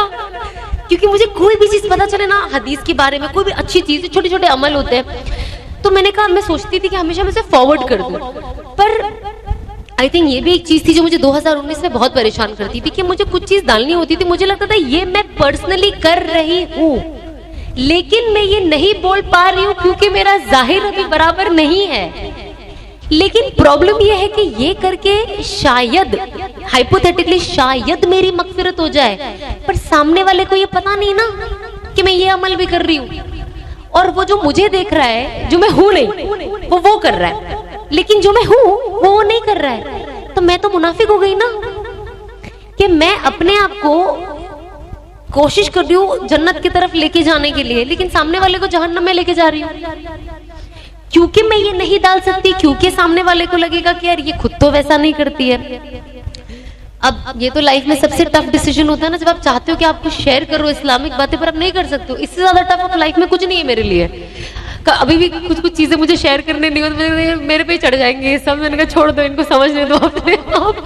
तो कुछ चीजें आपको पकड़ के रखना पड़ता है, पर आप सोचते हो कि यार आप मुझे देख के हर चीज मत करो, मैं प्रोसेस में हूँ, पर आप हर इंसान को अपना सोचना है। तो मैं जितना हो सकता है मैं शेयर करने की कोशिश करती हूँ।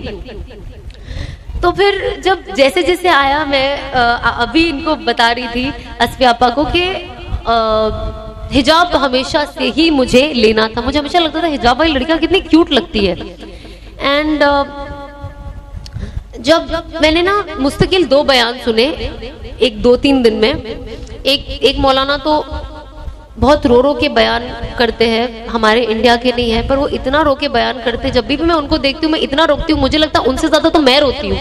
तो मैं कहती हूँ कि यार ये मौलाना का बयान है, अभी रोने के लिए बैठ जाओ, क्योंकि दिल को छू जाती थी वो बातें, यू नो, क्योंकि आप देखो चीज को देखने के लिए दो तो कोई छाती पीट पीट के भी रोएगा तो आप नहीं रोगे, लेकिन अगर आप उसका फीलिंग समझोगे और आप अपनी जिंदगी को सही रास्ते पे, तो वो आपके अंदर फीलिंग आ जाती है, वो बहुत नेचुरल है।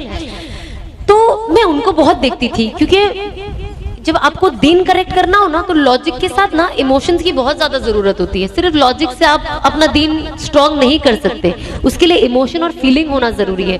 इमोशन ऑफ कुर्बानी जो हमारे अहले बैत ने दी है, जो हमारे नबी पाक सल्लल्लाहु अलैहि वसल्लम ने दी है, जो दूसरी कौमों में यू नो जो हम जहाँ शुरुआत से आए अगर आदम अलैहिस्सलाम से, तो कुर्बानी पे कुर्बानी, कुर्बानी पे कुर्बानी, तो उसके लिए इंसान के अंदर थोड़ा जज्बात तो होना जरूरी है ना। अगर आप उनकी कुर्बानी के बारे में बात सुनकर आप रोगे नहीं तो फिर आप इंसान ही नहीं हो। तो इन जनरल जो भी कुर्बानी से रिलेटेड आता है, एक इंसान के अंदर रोना आता है। जब मैं खुद पर्सनली कभी कभी सोचती हूँ जो चीजों की कुर्बानी दी है, जो देने लायक ही थी वैसे भी, बट यू नो जब आप देखते हो कि आप बदल गए हो तो एक रोना आता है। तो आई थिंक वो जो रोना और इमोशन ना, ये वर्ड कुर्बानी के साथ जुड़ा हुआ है। आज जब मैं, मेरे जो कुछ दोस्त है, ऑफ कोर्स ईमान वाले भी, गैर ईमान वालों के लिए भी उतनी ही फिक्र करती हूँ मैं, जो मेरे दोस्त है, जो दोस्त नहीं भी है, जब मैं देखती हूँ मैं कहती हूँ यार मैं ऐसा क्या बोलूं इसको कि ये इंडस्ट्री छोड़ दे। और सिर्फ इंडस्ट्री की बात नहीं है, सही दीन को पकड़ के रखे, जरूरी नहीं है इंडस्ट्री वाला ही गलत है। लोगों ने ना सिर्फ हलाल हराम इंडस्ट्री एंटरटेनमेंट हीरो हीरोइन से ही रखा है, बाकी और कोई प्रोफेशन में इनको ये नहीं दिखता है, जो गलत है। हर चीज में ये जुड़ा हुआ है। तो हमें जिंदगी सही तरीके से, कोई भी प्रोफेशन हो, हमें ये रुख इख्तियार करना है। तो मुझे ऐसा लगता है, ये दोस्तों को मैं जानती हूँ एंड मैं इनके ईमान के लिए फिक्र भी करती हूँ, पर मैं ऐसे क्या करूँ जो मैं इन तक पहुंचूं, और मैं ऐसा क्या बोलूं। मैं अल्लाह से रोज दुआ करती हूँ कि अल्लाह कुछ लोग जिनको मैं नहीं जानती हूँ मुझे उनसे जुड़ा दे, और मेरे अंदर से ऐसी बातें निकाल कि बस वो उनके फायदे के लिए हो। यू नो, भले मैं बोल रही हूँ, भले मेरी जुबान रख, ऑफ कोर्स मेरी जुबान रख ताकि मेरी भी मगफिरत हो जाए, बट ऐसा कुछ निकाल के बस ये बंदा बदल जाए और आपसे मोहब्बत करने लगे और आपके पास आ जाए। क्योंकि इसमें ही मेरी बड़ी जीत होगी कि मेरी एक और बहन या मेरा एक और भाई यू नो जहन्नम से बच गया और जन्नत की तरफ चला गया, फिर वो अपनी मेहनत करते रहे। एटलीस्ट एक पहला होल्ड जरूरी है। तो ये सारी चीजों को देखिए ना, बहुत ज्यादा तकलीफ होती है मुझे आज भी, क्योंकि यू नो जिन लोगों को आप अच्छा दोस्त यार समझते हो, जो आपसे इतने यू नो ऐसे थे, आज उनको देखते हो आप, तो कभी कभी मैं देख के ऑफ कोर्स उनके लिए हम हर वक्त दुआ करती हूँ कि अल्लाह इन्हें हिदायत दे, बट साथ ही साथ मैं अल्लाह का शुक्र करती हूँ कि अल्लाह ये मैं थी कुछ महीने पहले, ये अगर मुझे आपने हिदायत नहीं दी होती तो आज मेरा भी यही हाल होता, मैं ऐसी ही घूम रही होती, ना मेरे पे पर्दा होता, ना मैंने हिजाब लिया होता, मैं ऐसी नाच गाना वीडियो बना के इंस्टाग्राम पे डाल रही होती। अल्लाह का शुक्र है कि आपने मुझे चुना, अल्लाह का शुक्र है कि अल्लाह आपका शुक्र है कि आपने मेरे अंदर वो तलब दी, क्योंकि मेरे अंदर तलब नहीं होती तो कोई चीज सीखने की चाहत ही नहीं होती, सीखने की चाहत नहीं होती तो हिदायत कहां से आती। तो हिदायत के लिए तलब होना बहुत ज्यादा जरूरी है। तो ये चीज यू नो हमेशा मैं देखती हूँ और अल्लाह से शुक्र करती हूँ, और हमें हमेशा अल्लाह से आफियत मांगनी चाहिए कि अल्लाह हमें दोनों जहां की आफियत दे, सिर्फ दुनिया की आफियत नहीं दे, क्योंकि हमें दुनिया में तो हर किसी को राहत और आफियत चाहिए, बट साथ ही साथ हमें आखिरत की चाहिए। तो हमें कोशिश करनी चाहिए कि हम अल्लाह से वो मांगते रहे। यू नो जैसे पहले ऐसा होता था कि जब शादी का वक्त नजदीक आता तो ही अच्छा हस्बैंड मांगने का, शादी हो जाती तो ही अच्छा बेबीज मांगने का, लेकिन मैंने रियलाइज किया नहीं, ये आपको पहले से ही मांगना है। यू नो कि पहले से ही आप ये सोच रखो कि मुझे एक नेक शौहर मिले। अब मैं पहले नेक शौहर मांगती थी, फिर मुझे ऐसा लगता था कि यार जब मैं खुद ही नेक नहीं हूं तो अल्लाह मुझे क्यों नेक शौहर देगा। ये हमें भी सोचना जरूरी है। सिर्फ नेक के लाभ हटा दो आप, अगर आप झूठे हो, आप अल्लाह से बोलोगे अल्लाह मुझे ऐसा शौहर दे जो झूठ ही नहीं बोलता, पर आप सुबह से शाम झूठ बोलते हो, तो यार अल्लाह आपको तो ना सच्चा शौहर देगा, वो झूठा ही देगा ना, वो भी आपसे तो 4 कदम आगे होगा। तो हम जो दुआ अपने पार्टनर के लिए मांगते हैं ना, हमें सबसे पहले क्या करना है, अपने ऊपर अमल करना है। तो जब मैं हमेशा अल्लाह से मांगू ना कि अल्लाह मुझे नेक शौहर दे, नेक शौहर दे, और मुझे हमेशा से, आप यकीन नहीं मानोगे, ये लाभ मैं हमेशा से सोचती थी, जब मैं देखती थी ना मेरे घर में मौलाना कुछ पढ़ाई के लिए आते, मैंने ऐसे बहुत सारी चीजें करी है। जब हम तो पढ़ते नहीं थे, बस बच्चों को जमा करो और खत्म कुरान करो, और हमारे घर में जितने भी मरहूम है, ये जो इन्होंने 2-4 सफ़े छोड़ छोड़ के पढ़े हैं, हम ये बख्शेंगे इन्हें। बच्चे तो वही करते हैं, और हम बुलाते भी बच्चे ही थे पढ़ने। बच्चों ने जे 2-2 पेज की गुल्ली मारी। इतने जल्दी तुम लोगों ने कुरान शरीफ पढ़ कैसे लिया? तो मैंने बहुत सारी चीजें देखी। आई रिमेम्बर, बोलना नहीं चाहिए, अल्लाह माफ करे, बट सूरा बकरा कहते पढ़ने, घर में पढ़ने से रोजी आती है। हम तो नहीं पढ़ सकते रोज सूरा बकरा, मैं काम भी करती थी। तो मेरे कोई आते थे सूरा बकरा पढ़ाने में 10 मिनट, कभी 10 मिनट में पढ़े, कभी मेरे को कभी ऐसा लगता था कि मैं आपके सामने बैठ रही हूँ, दुपट्टा डाल के, आप पढ़े जरा, मैं देखो आप पढ़ क्या रहे हो, मैं भी खोल के देखती, आपने इतना फास्ट कैसे पढ़ लिया? इम्पॉसिबल है ना। 20 से 25 मिनट मिनिमम लगता है। एटलीस्ट आप ऐसा तो पढ़ो कि अल्लाह को पता चले कि आप क्या पढ़ रहे हो। जब अल्लाह को पता ही नहीं चलेगा तो फिर रोजी कैसे आएगी? उन्हें क्या पता आप सूरा बकरा पढ़ रहे हो?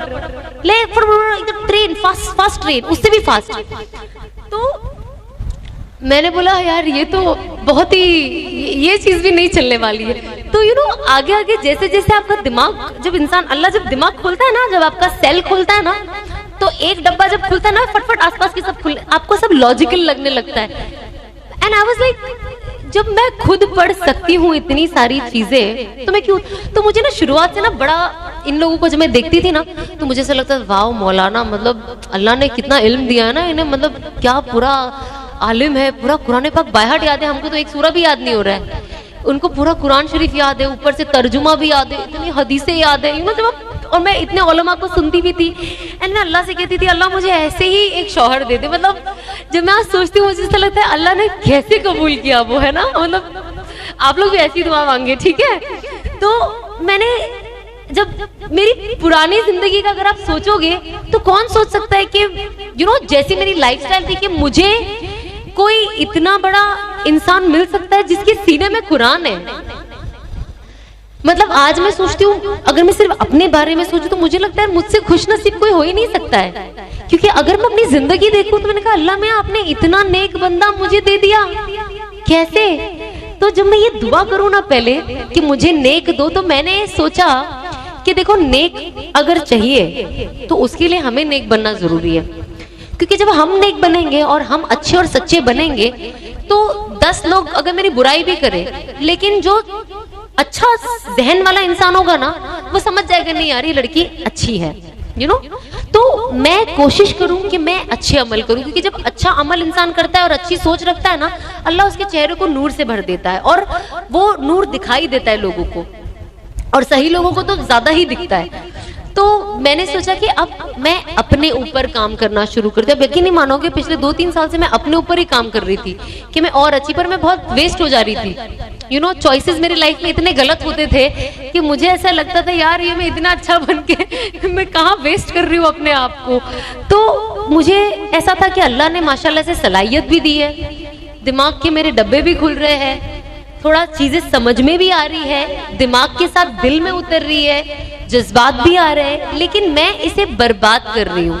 तो मुझे इसे वेस्ट नहीं, क्योंकि अल्लाह कितनी बार मौका देगा, 1 बार 2 बार 3 बार, उसके बाद मौके भी कुछ वक्त ही आते हैं, दुनियावी और दीनी दोनों। तो मुझे ऐसा था कि अब मुझे मौका जाने नहीं देना है लाइफ में। अब बिलीव नहीं करोगे, जब मैं उम्रा पे होती थी ना, और जब मैं काबा के पास दुआ मांगती थी, मैं बहुत रो रो के अल्लाह से दुआ मांगती थी। आप यकीन नहीं मानोगे, मैं 2013 से नेक औलाद की दुआ मांगती हूँ, और मैं अल्लाह से ये दुआ मांगती थी कि अल्लाह मुझे ना, जब आप औलाद दोगे ना तो उसे आलिम बनाना।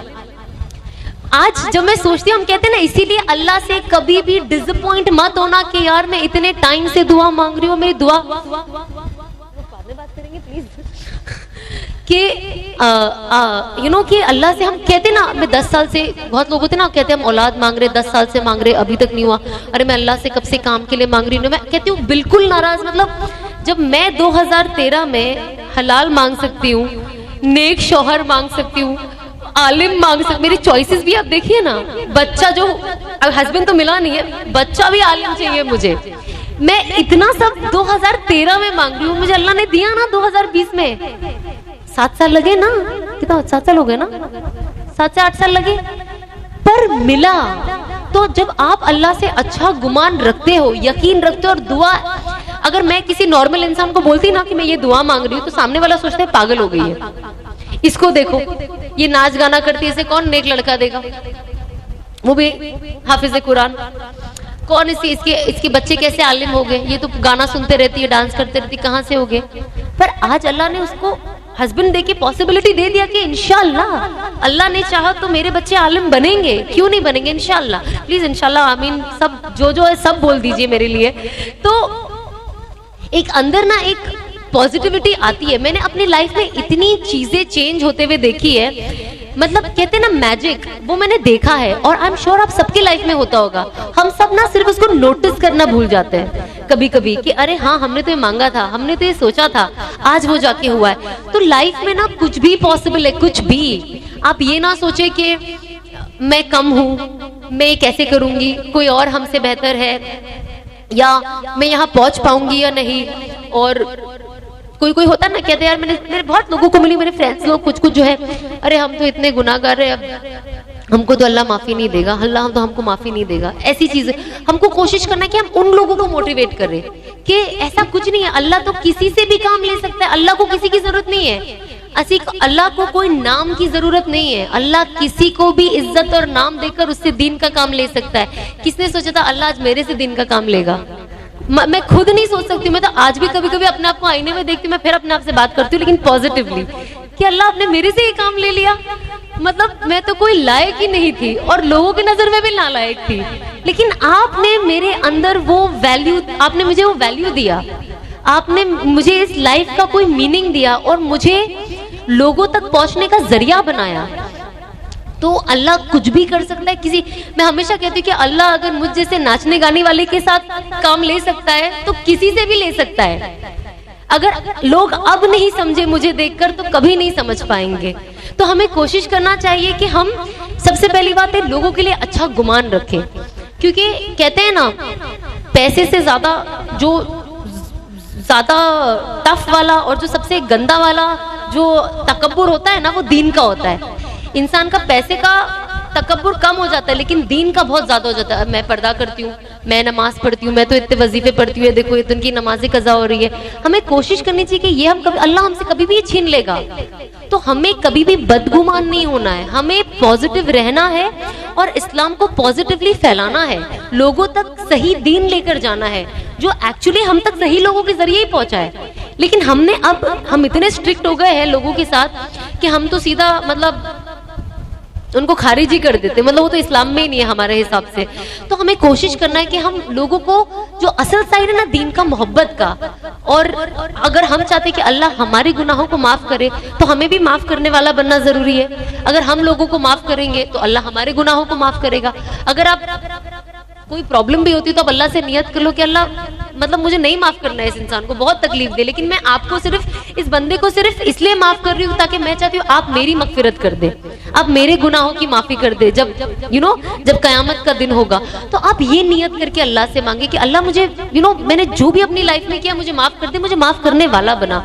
हम कोशिश करें कि हम सच बोले। कहते हैं ना कि ये एक मुसलमान की सबसे अच्छी पहचान है। जब किसी सहाबाओं ने, जो मैंने सुना है उलमाओं से, कि किसी सहाबा ने जब सल्लल्लाहु अलैहि वसल्लम से पूछा कि क्या मुसलमान डरपोक हो सकते हैं, तो उन्होंने कहा हाँ हो सकते हैं। फिर उन्होंने कहा क्या वो वकील हो सकते हैं, कंजूस हो सकते हैं? बोले हाँ हो सकते हैं। क्या वो ऐसे जैसे थकेले कामचोर टाइप से एकदम आलसी हो सकते हैं? बोले हाँ हो सकते हैं। वो टाइम तो लोग एकदम जंगजू थे ना, हो सकते हैं। तो बोले क्या मुसलमान झूठ बोल सकता है? तो सल्लल्लाहु अलैहि वसल्लम ने कहा कि नहीं, मुसलमान कभी झूठ नहीं बोल सकता। लेकिन अनफॉर्चुनेटली आज हमारा दिन भी झूठ से शुरू होता है और खत्म भी झूठ पे होता है। तो सोचो हम पे कितनी झूठ की लानत छाई हुई है, और हम एक्सपेक्ट करते हैं कि हमारे साथ इंसाफ हो, लोग हमसे सच बोले, हमारे घर वाले सच बोले, दोस्त यार सच बोले, हमारी बीवियां सच बोले, शौहर सच बोले। कैसे बोलेंगे? तो इसीलिए सबसे पहले अपनी खुद की इस्लाह जरूरी है। अगर हम कोशिश करें तो हम कोशिश करें कि एटलीस्ट हम झूठ ना बोले। हमेशा मुस्कुराना वैसे ही सुन्नत है, और अगर आप किसी को मुस्कुरा कर देख लो तो आपको सुन्नत का भी सवाब मिल जाता है, और सामने वाला जब आपको देखता है उसका दिल भी खुश हो जाता है। कौन चाहता है कि किसी उदास इंसान से मिले? तो खुश मिजाज रहना, लोगों तक खुशियां पहुंचाना बहुत ज्यादा जरूरी है। तो हमें कोशिश करनी चाहिए, जो छोटी छोटी चीज है ना, ये हमारा जिंदगी का दारोमदार है। बड़ी बड़ी चीजें तो एक अलग चीज होती है, पर हमसे जो छोटे छोटे सगीरा गुनाह होते हैं ना, बहुत ज्यादा हो जाते हैं, हमें पता भी नहीं चलता है। तो हम बस कोशिश करें कि जो जो चीजें हम सुनते हैं, सीखते हैं, और हम सबसे इम्पोर्टेंट है, जैसे हम खाना बनाना सीखते हैं यूट्यूब पे, जो हमें नहीं आता है, मेकअप करना सीखते हैं, नया ट्रेंडिंग डिजाइन कौन सा है हिजाब में या सलवार कमीज में, वो हम गूगल करके सीख लेते हैं। तो जब हम इतनी सारी चीज का गूगल के जरिए उनका इस्तेमाल करते हैं, गूगल का, और ये सीखते हैं, तो हम कोशिश करें कि थोड़ा वक्त निकाल के दीन के बारे में भी सीखें, क्योंकि असल तो यही है, हमें तो यही जाना है। मुझे इसलिए ये फनी लगता है क्योंकि आप यकीन नहीं मानोगे, लोग ऐसे ऐसे सवाल मुझसे करते हैं और ऐसी ऐसी चीजें इंस्टाग्राम पे, मुझे भी नहीं पता था ये चीजें। मैं अनस को कहती हूँ, मुझे हंसी भी आती है कभी कभी। जब मैं मेहंदी लगाती हूँ ना, तो मैं नाखून पे नहीं लगाती थी, तो मुझे किसी ने कमेंट बॉक्स में लिखा, आई डोंट नो आपने ये सुना है नहीं सुना है, तो किसी ने लिखा, अरे औरतों को तो नाखून पे मेहंदी लगाना जरूरी है, कब्र में कैसे पहचानेंगे कि मर्द है कि औरत है? What? मतलब डीएनए नाम की एक चीज है जो अल्लाह ने बनाई है, और अल्लाह ने ही मर्द को और औरत को बनाया है, कुत्ता बिल्ली हर किसी को बनाया है। कैसे अल्लाह नहीं समझेंगे जब आपका कबीरा से लेके सगीरा गुनाह का हिसाब लिखा हुआ है, तो वो नाखून से आप खुद ही ना पहचानेंगे। एंड आई वाज लाइक, मतलब अभी मुझे ये एक ही चीज याद नहीं आ रही, बट जब लोग लिखते हैं ना, मुझे हंसी भी आती है, मुझे अफसोस भी होता है। मैंने कहा जब ये नॉलेज इनके पास ऐसी रॉकेट वाली नॉलेज है, इनसे बात करना पड़ेगा कि ऐसी रॉकेट वाली और कौन कौन सी इनके पास नॉलेज है जिससे सामने वाले का दिल दहल जाए पढ़ने के बाद। सो यू नो, ये lack of knowledge and lack of study, और हमें कुछ नहीं जानना।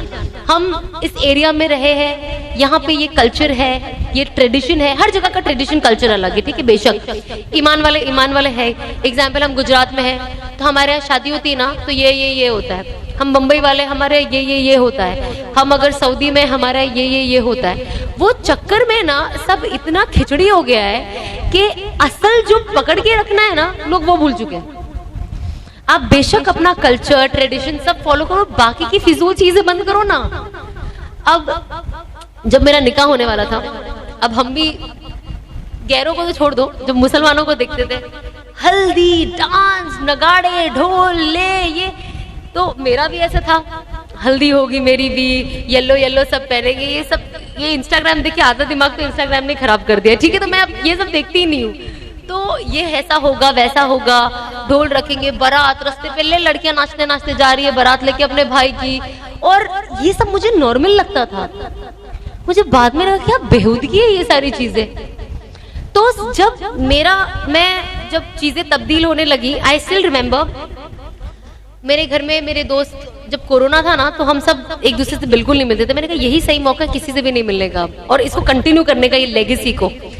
तो जब रमजान आया ना, तो कुछ लोग मुझे फोन करते थे। तो पहले तो एक दो शर्मा हुजूरी में मैं एक दो बार फोन उठा लेती थी, बात करती हूँ, फिर मेरा दिमाग खराब होने लगा। मैंने कहा यार, ये इसको तो खुद को कुछ है नहीं है, मेरी भी लाइफ में मुझे ठीक होने नहीं देंगे। अब ये लोग फोन करे टाइम पास करने के लिए, सिर्फ मतलब घर में ना सब फिजूल बैठे हैं। मैंने कहा देखो, ये सब गैर महरमों से फोन पे बात करना गुनाह है, मुझे आप लोगों से बात नहीं करनी है, और इससे मेरा वक्त भी जाया होता है। एंड आई वाज लाइक, ये बहुत हाश हो गया, थोड़ा प्यार से बोलना चाहिए था। पर मैंने कहा ये लोग नहीं समझेंगे, इनको ऐसे ही बोलना पड़ेगा। उस इंसान ने मुझे तब से लेके आज तक कभी फोन नहीं किया। और ये चीज, ये एक पहला इंसिडेंट हुआ, इससे ना एक्चुअली मुझे कॉन्फिडेंस मिला। अब मेरे जो दोस्त थे, मैंने कहा मुझे किसी को बोलना ही नहीं है कि मैं सब छोड़ रही हूँ, किसी को नहीं बोलना। मैंने कहा ये शैतान ना किसी भी जरिए आ जाएगा। मैंने मेरी अम्मी को भी नहीं बताया, मैंने कहा इनके भी जरिए आ सकता है। बताना ही नहीं है, अपने अंदर ही रखना है कि मैं बदल रही हूँ, और ये मैं सीधा अनाउंस करूंगी, बस ये किसी को नहीं बताऊंगी।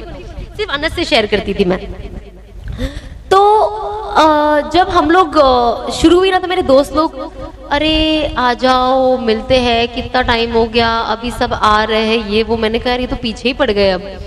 तो मेरी एक्चुअली मेरे फ्रेंड की वाइफ एक्सपेक्ट कर रही थी, तो मैंने कहा चलो एक बार मिल लेती हूँ, तो एटलीस्ट 2-3 महीना ये लोग ये गाना नहीं गाएंगे मिलने का, फिर मैं खींच लूंगी आगे थोड़ा। और शुरुआत में मैं यही चीज खींचती थी। मेरे घर में मेरी बुजुर्ग अम्मी है, मैं कोरोना बाहर मैं नहीं जाऊंगी, घर में मेरी अम्मी को कुछ होगा, जबकि दुनिया थोड़ी चलने भी लगी थी। मुझे ये बहाना एप्ट लगता था किसी को भी नहीं मिलने का, ऑफ कोर्स, क्योंकि मैं अपनी लाइफ में चेंजेस ला रही हूँ ना। टीवी बंद करने से थोड़ी ना कुछ होगा, बाकी चीजें भी तो चेंज करनी पड़ेगी। तो मैं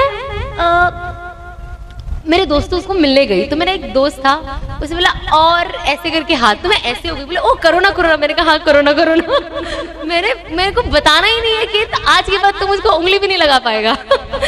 तो होता है ना, जब आप ज्यादा लिबरल हो जाते हो, ज्यादा पढ़ लिख लेते हो ना, तो थोड़े जाहिल होने के चांसेस ज्यादा होते हैं। तो जब मैं नई नई कॉलेज जाती थी ना, तभी मैं बहुत बहुत बहुत ही सीधी थी स्कूल में, मतलब जीन्स नहीं पहनती थी और मेरे बाल खुले नहीं होते थे, शलवार दुपट्टा नहीं होता था सर पे, लेकिन इतनी मॉडेस्टी थी मेरे अंदर। फिर जब मैं कॉलेज गई ना, तो मैं साल में एक बार जीन्स पहनती थी, मेरे बर्थडे के दिन, पता नहीं किस खुशी में, लेकिन मैं पहनती थी। फिर जब मैं देखूं कि लड़का लड़की हाथ मिला रहे एक दूसरे से कॉलेज में, और सबसे अमेजिंग तो मुझे लगता था गले मिल रहे ना, लेना ना देना, भाई ओ बाय, इतने गले मिले, इतने जान बाय बोलने से एक बाय में 10 बार गले मिल चुके, बाय ही खत्म नहीं हो रहा है इनका। तो मुझे शुरुआत में बहुत अजीब लगे ये, मैंने कहा कैसे यार ये लड़का लड़की कैसे गले मिल लेते, क्योंकि मैं अभी भी ना थोड़े नैरो नहीं, करेक्ट माइंडसेट में थी। ये अपने आप को नैरो सोच के मैं बिगड़ गई। मैं बोली कैसे कर लेते ना, कैसे ऊपर रोड पे खड़े होके, कॉलेज के बाहर गेट पे खड़े होके गले मिलते हैं ना सब, oh bye see you tomorrow. And मुझे ऐसा लगता था यार कैसे मिल लेते ना गले, रोड पे खड़े होके, पहचान नहीं। फिर मुझे लगा यार मैं कितनी अजीब लगूंगी ना अगर मैंने ये नहीं किया, तो मुझे ट्रेंड फॉलो करना है, यहीं से ही चीजें खराब होती है एक्चुअली। तो मैंने भी पहली बार जब किसी ने मुझे बाय बोल के गले, मैंने कहा हाँ सब मिलते, तो यही प्रॉब्लम है कि जब हम कोई जगह जाते हैं ना, तो लोगों को अपने जैसे नहीं बनाते, हम उनके जैसे बन जाते हैं। और आप अगर किसी अच्छे को देख रहे हो तो बेशक उनके जैसे बन जाओ, लेकिन मैं अपनी अच्छी छोड़ के मैं उनके जैसे क्यों कार्टून बन रही हूँ। तो मेरा ये जो कार्टून बनने का जो स्टेप था, ये यहाँ से मेरे कॉलेज से शुरू हुआ। वो था गले मिलने से गैर महरमों को, जो मुझे लगता था कि इसमें कोई खराबी नहीं, क्योंकि मेरी नीयत तो इसके लिए अच्छी है ना, और इसके लिए हम तो काम वाले हैं, कभी कभी हम मिलते, कोई कोई तो वापस मिलता भी नहीं है, काम के उसमें। तो ये इंग्लिश कल्चर है, मिलना, हाथ मिलाना, गले मिलना। तो मुझे ये लगता था ये नॉर्मल है, क्योंकि हमको वैसे ही पढ़ाया जाता था ना, इंग्लिश स्कूल में जाते हो, कॉन्वेंट में जाते हो, ये चीज नॉर्मल लगती है। यहाँ से शुरू हुआ। अब मुझे लगे कि ये ऐसी, तो आहिस्ते आहिस्ते आहिस्ते लाइफ में तब्दीली आने लगी, आप मॉडर्न बनने लगे। फिर ऑब्वियसली दुपट्टा हटते गया, फिर वो एक दिन गायब हो गया। शलवार कमीज होती थी तो भी दुपट्टा नहीं होता था, क्योंकि हम ऐसे लोगों को देखते थे, पहले हमको लगता था कि शलवार कमीज में दुपट्टा तो होगा ही, भले वो इधर लटका हो इधर अटका हो, पर होगा। फिर जब हम ज्यादा लोगों से मिलने लगे और ज्यादा लिबरल हो गए, तो हमने देखा यार लोग तो सलवार कुर्ता पहन के आते हैं कॉलेज, लेकिन दुपट्टा नहीं ओढ़ते, हम क्यों ओढ़े। तो तभी नहीं हुआ, थोड़ा बाद में, बट ऐसा लगा कि सलवार कमीज बिना दुपट्टे के भी एट टाइम्स अच्छा लगता है, ये दिमाग में सेट हो गया, क्योंकि हमने वो माहौल अपने आप को, उस माहौल को अपने अंदर उतार लिया। तो इस तरीके से जब चीजें चलती गई तो चीजें बदलती गई। अब जब ये जो मेरे दोस्त थे, ये लोग ईद में मेरे घर पे मेरे एक दोस्त आए। सबसे पहले हमेशा मेरे घर के सबसे नजदीक होते, तो वो मिलने आते थे, क्योंकि इतने कोई मेरे बिल्डिंग में कोई है नहीं मुसलमान, अभी 2 है, पर इतनी बातें नहीं होती थी। अब थोड़ी मैं ज्यादा फैमिली से कनेक्ट होने की कोशिश करती हूँ। तो जब उनसे जब मुलाकात हुई ना वहाँ पे, तो मैंने सोचा कि चलो ठीक है, अब इनसे फासला रखना ज्यादा जरूरी। तो उन्होंने मुझे आके बोला ईद मुबारक, मैंने हाथ नहीं मिलाया, मैंने कहा ईद मुबारक। तो वो सब, मैंने कहा नहीं यार हाथ लगा के बात नहीं करना चाहिए, आप दोस्त एक अलग चीज में बात नहीं करो हाथ लगाकर। एंड आई थिंक तब से वो एक जो सिलसिला शुरू हुआ।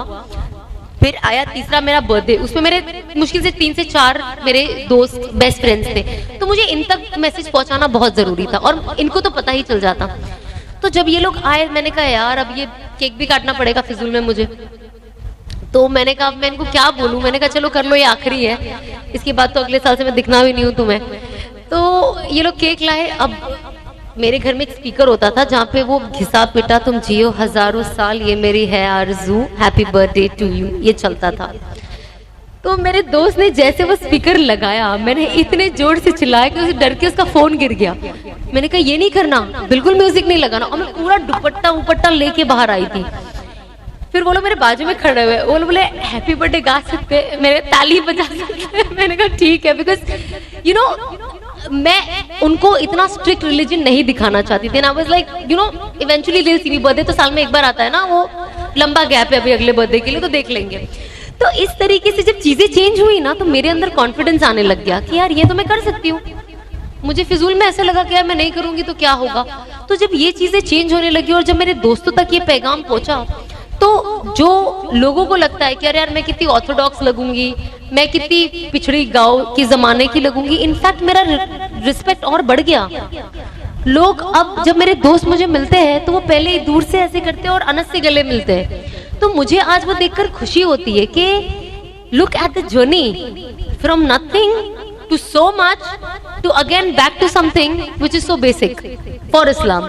सो ये चीज मैंने सीखा, एंड ऑब्वियसली आई थिंक आज का जो मजमा है it has lot of working women, B it lawyers, doctors, teachers, and मैं हमेशा यही कहती हूँ कि प्रोफेशन कोई भी हो, कितना भी बिजी हो, आप नमाज प्लीज पढ़े और उसके लिए वक्त निकाले और उसके लिए ज्यादा वक्त करे। नमाज बिल्कुल ना छोड़े, बिकॉज इवेंचुअली यही हमारी कामयाबी है।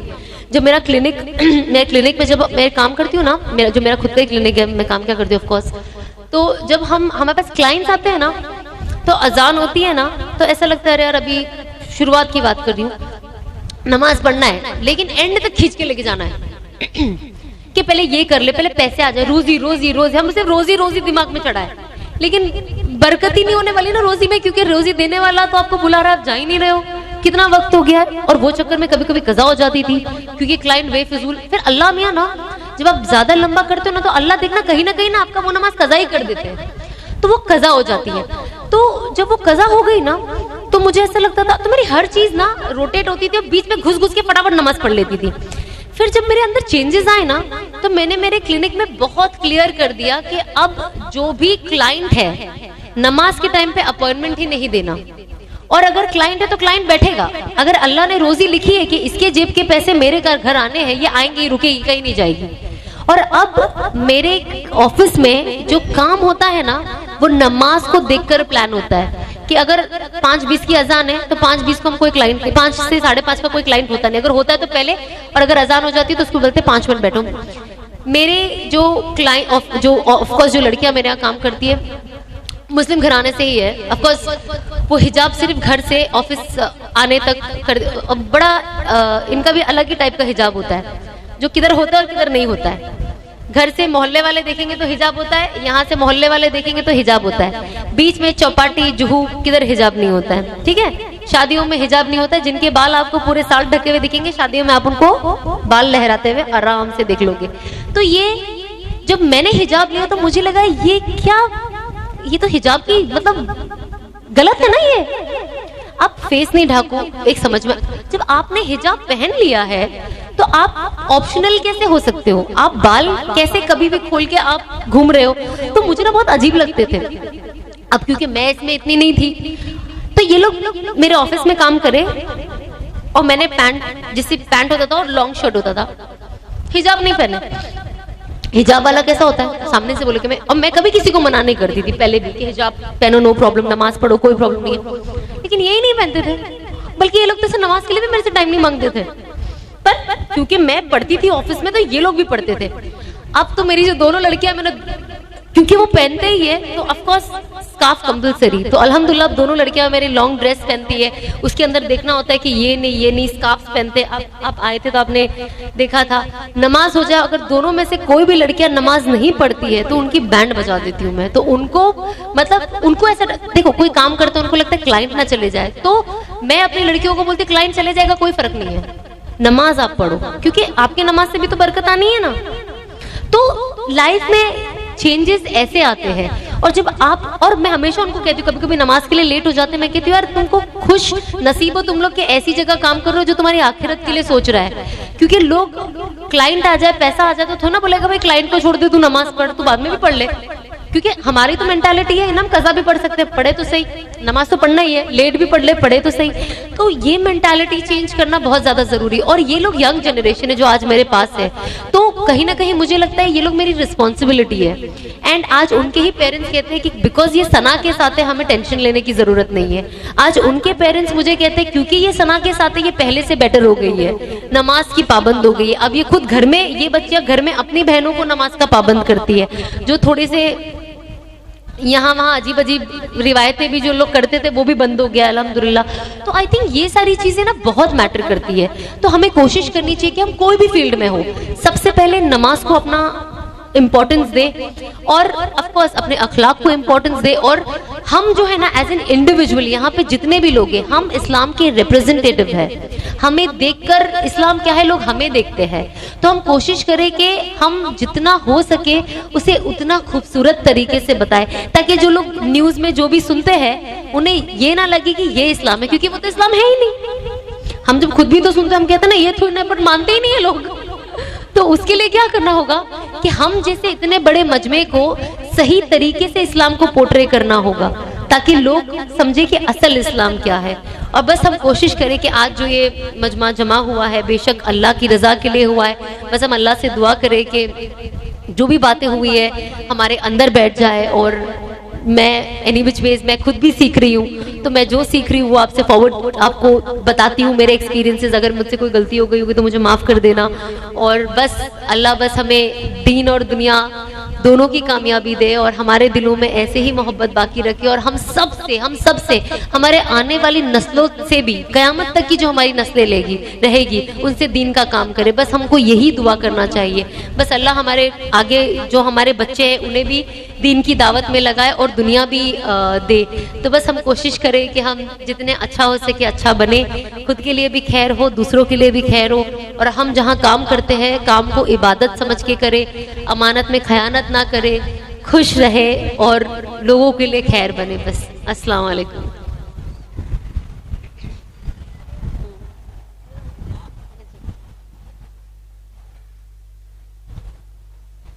माशाल्लाह माशाल्लाह, जज़ाकिल्लाह, बहुत बहुत बहुत ही प्यारी बातें बताई माशाल्लाह इन्होंने। और इंशाल्लाह हम कोशिश करेंगे कि अब जाके हम खूब अमल करेंगे। और जैसा कि इन्होंने बताया कि मामूलात की पाबंदी इन्होंने किस किस हाल में नहीं छोड़ी है, हालांकि हमारे लिए बहुत बड़ा नमूना है, ये बहुत ही बड़ा एग्जाम्पल है कि किस जगह से निकल कर।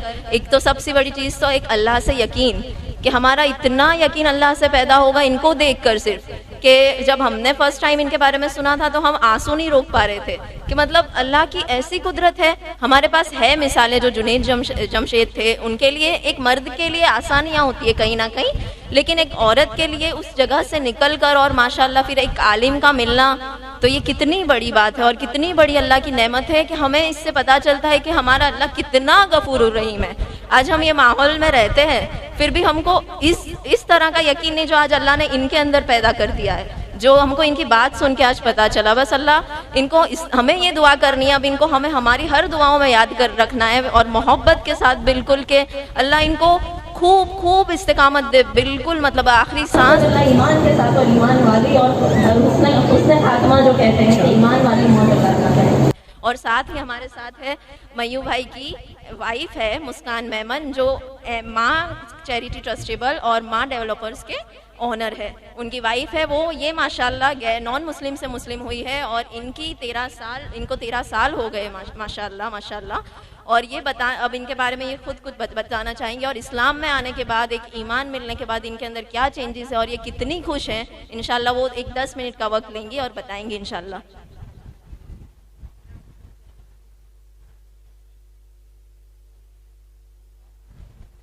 अस्सलामु अलैकुम व रहमतुल्लाहि व बरकातुहू। बिस्मिल्लाहिर्रहमानिर्रहीम। अल्हम्दुलिल्लाहि रब्बिल आलमीन अर्रहमानिर रहीम मालिक यौमिद्दीन इय्याका नअबुदु व इय्याका नस्तईन इहदिनस सिरातल मुस्तकीम सिरातल लज़ीना अनअमता अलैहिम गैरिल मग़दूबि अलैहिम वलद्दॉल्लीन आमीन। बहुत बहुत शुक्रिया आप सभी का। मैं आप सभी को दिल से सलाम करती हूँ और सबसे ज़्यादा मैं सना को बहुत बहुत बहुत शुक्रिया अदा करती हूँ कि वो एक आज की जनरेशन के लिए एक बहुत बड़ी मिसाल है, बहुत बहुत बड़ी मिसाल है, बहुत बड़ी इंस्पिरेशन है हम सब के लिए कि ईमान के लिए अब इंसान को क्या नहीं करना चाहिए ईमान सीखने के लिए। और इस्लाम के लिए मैं एक ही बात कहूँगी, मैं खुद एक नॉन मुस्लिम हिंदू बैकग्राउंड से बिलोंग करती हूँ। मैंने शादी मुस्लिम से की है, मैंने ईमान कबूल किया और मैं बहुत खुश हूँ ईमान कबूल करके। मुझे लग रहा है जैसे हर किसी के बस की बात, हर किसी का नसीब नहीं होता ईमान में आना। अल्लाह ने मुझे चुना है इस ईमान कबूल करने के लिए, मैं बहुत खुश हूँ, बहुत खुश हूँ। और ईमान के लिए मैं इस्लाम के लिए मैं एक ही चीज़ कहना चाहूँगी कि इस्लाम का दूसरा नाम ईमान है और ईमान जिसका मजबूत होगा अल्हम्दुलिल्लाह इंसानियत उसको साबित करने की ज़रूरत कभी नहीं पड़ेगी। हमारी शादी को 13 साल हो गए। वैसे हम 25 साल से, मैं 98 से हम एक दूसरे को जानते थे। शादी हमने 2009 में की अल्हम्दुलिल्लाह और बहुत खुश हूँ मैं बहुत। मेरे हस्बैंड ने कभी भी मुझे कोई चीज़ के लिए फोर्स नहीं किया कि तुम ये सीखो, लेकिन ईमान कबूल करने के बाद खुद ब खुद मुझ में ये होता गया कि मैं ये चीज़ सीखूँ और खुद ब खुद मैं सीखती गई। हालांकि हम सेपरेट रहते, मुझे कोई देखने वाला नहीं है कि मैं ईमान की चीज़ें करती भी हूँ या नहीं करती, लेकिन मुझे पता नहीं, बस हमेशा अल्लाह का एक खौफ रहता है कि नहीं ये करना है मुझे। खौफ नहीं कहते, अल्लाह का वो एक मोहब्बत है मुझे कि जो मुझे मजबूर करती है कि नहीं मैं ये चीज़ करूं, ये सीखूं। और अल्हम्दुलिल्लाह मुझे इतना सुकून मिलता है इस्लाम का सब सीख के। धीरे धीरे मैंने 13 साल में काफ़ी कुछ चीज़ें सीखी है इस्लाम में। मैं सबसे यही कहना चाहूँगी आप सभी से कि सना ने जैसे बताया कि हम आज भी हम बहुत दूर है हमसे, हमें लगता है कि हम सब कर रहे हैं, नमाज पढ़ रहे हैं, हम रोज़े रख रहे हैं, हम सब कुछ कर रहे हैं, लेकिन फिर भी कहीं ना कहीं हम इस्लाम से दूर है जस्ट बिकॉज ऑफ ये मोबाइल और सब कुछ आ गया। सना जी ने जैसे बताया कि मोबाइल का यूज़ करो लेकिन मिसयूज़ मत करो। आज की जनरेशन इसका सबसे ज़्यादा मिसयूज़ कर रही है। आजकल मोबाइल में क्या नहीं है, हमारे ईमान की ए से लेकर जेड तक की सभी चीज़ आप इस्लाम की सभी घर बैठे बैठे सब कुछ सीख सकते हैं। तो मेरी भी गुजारिश है कि आप सभी इसका यूज करें कि इसकी हर एक चीज इसके जरिए आप सीखें, बस मिसयूज ना करें उसका। और जैसे कहते हैं हमारा बच्चा जब पैदा होता है तो कहते हैं कि सबसे पहला गुरु उसका माँ होती है। बच्चों को जो संस्कार देते वो माँ देती है। दूसरा गुरु बच्चों का शिक्षक होता है। तो एक गुरु और भी है, जब बच्चा बड़ा हो जाता है, बच्चा घर के बाहर निकलता है, तब उसका सबसे बड़ा गुरु होता है उसकी संगत। बच्चा जैसी संगत में पड़ता है वही उसका हैबिचुअल बन जाता है, वो बच्चा उसी चीज में ढलता जाता है। तो संगत भी एक सबसे बड़ा गुरु है हमारा। तो माओ से भी ये गुजारिश है कि बच्चे कहाँ जाते हैं, कैसी संगत में है, वो सब ध्यान रखे बच्चों का। और मैं यही गुजारिश करना चाहूँगी सभी से, आप सभी से, कि इस्लाम इतना बड़ा और इतना मजबूत मजहब है कि हम सबको तो एक प्राउड फील होना चाहिए कि आज हम इस उम्मत से है। और मैं खुद को भी बहुत प्राउड फील करती हूँ कि आज मुझे इस्लाम में आने का मौका मिला है और आप सबके सामने मैं बैठी हूँ, मैं कुछ बोल रही हूँ, मुझे ये सौभाग्य मिला है। हालांकि मुझे कुछ ज़्यादा वर्ड्स नहीं आते इस्लामिक, सीख रही हूँ और इंशाल्लाह सीखूंगी, बहुत सारा कुछ सीख भी जाऊंगी। और जैसे आज सना जी ने सब बताया, अल्हम्दुलिल्लाह इतना सारा हमको नॉलेज दिया है। ये जिस प्रोफेशन से थी और आज ये जो बता रही थी, सीरियसली इट्स कांट बिलीवेबल जो इन्होंने हमको बताया है। ये बहुत बड़ी इंस्पिरेशन है हमारे लिए कि अब हमको भी कुछ करना चाहिए ईमान के लिए। बस आप सभी से यही कहना चाहती थी और बहुत अच्छा लगा। सना जी मैं आपका एक बार फिर से शुक्रिया अदा करूंगी कि आप एक बहुत बहुत बहुत बड़ी इंस्पिरेशन है हम सबके लिए। सीरियसली शुक्रिया अदा करिए। चलो अस्सलाम वालेकुम सबको।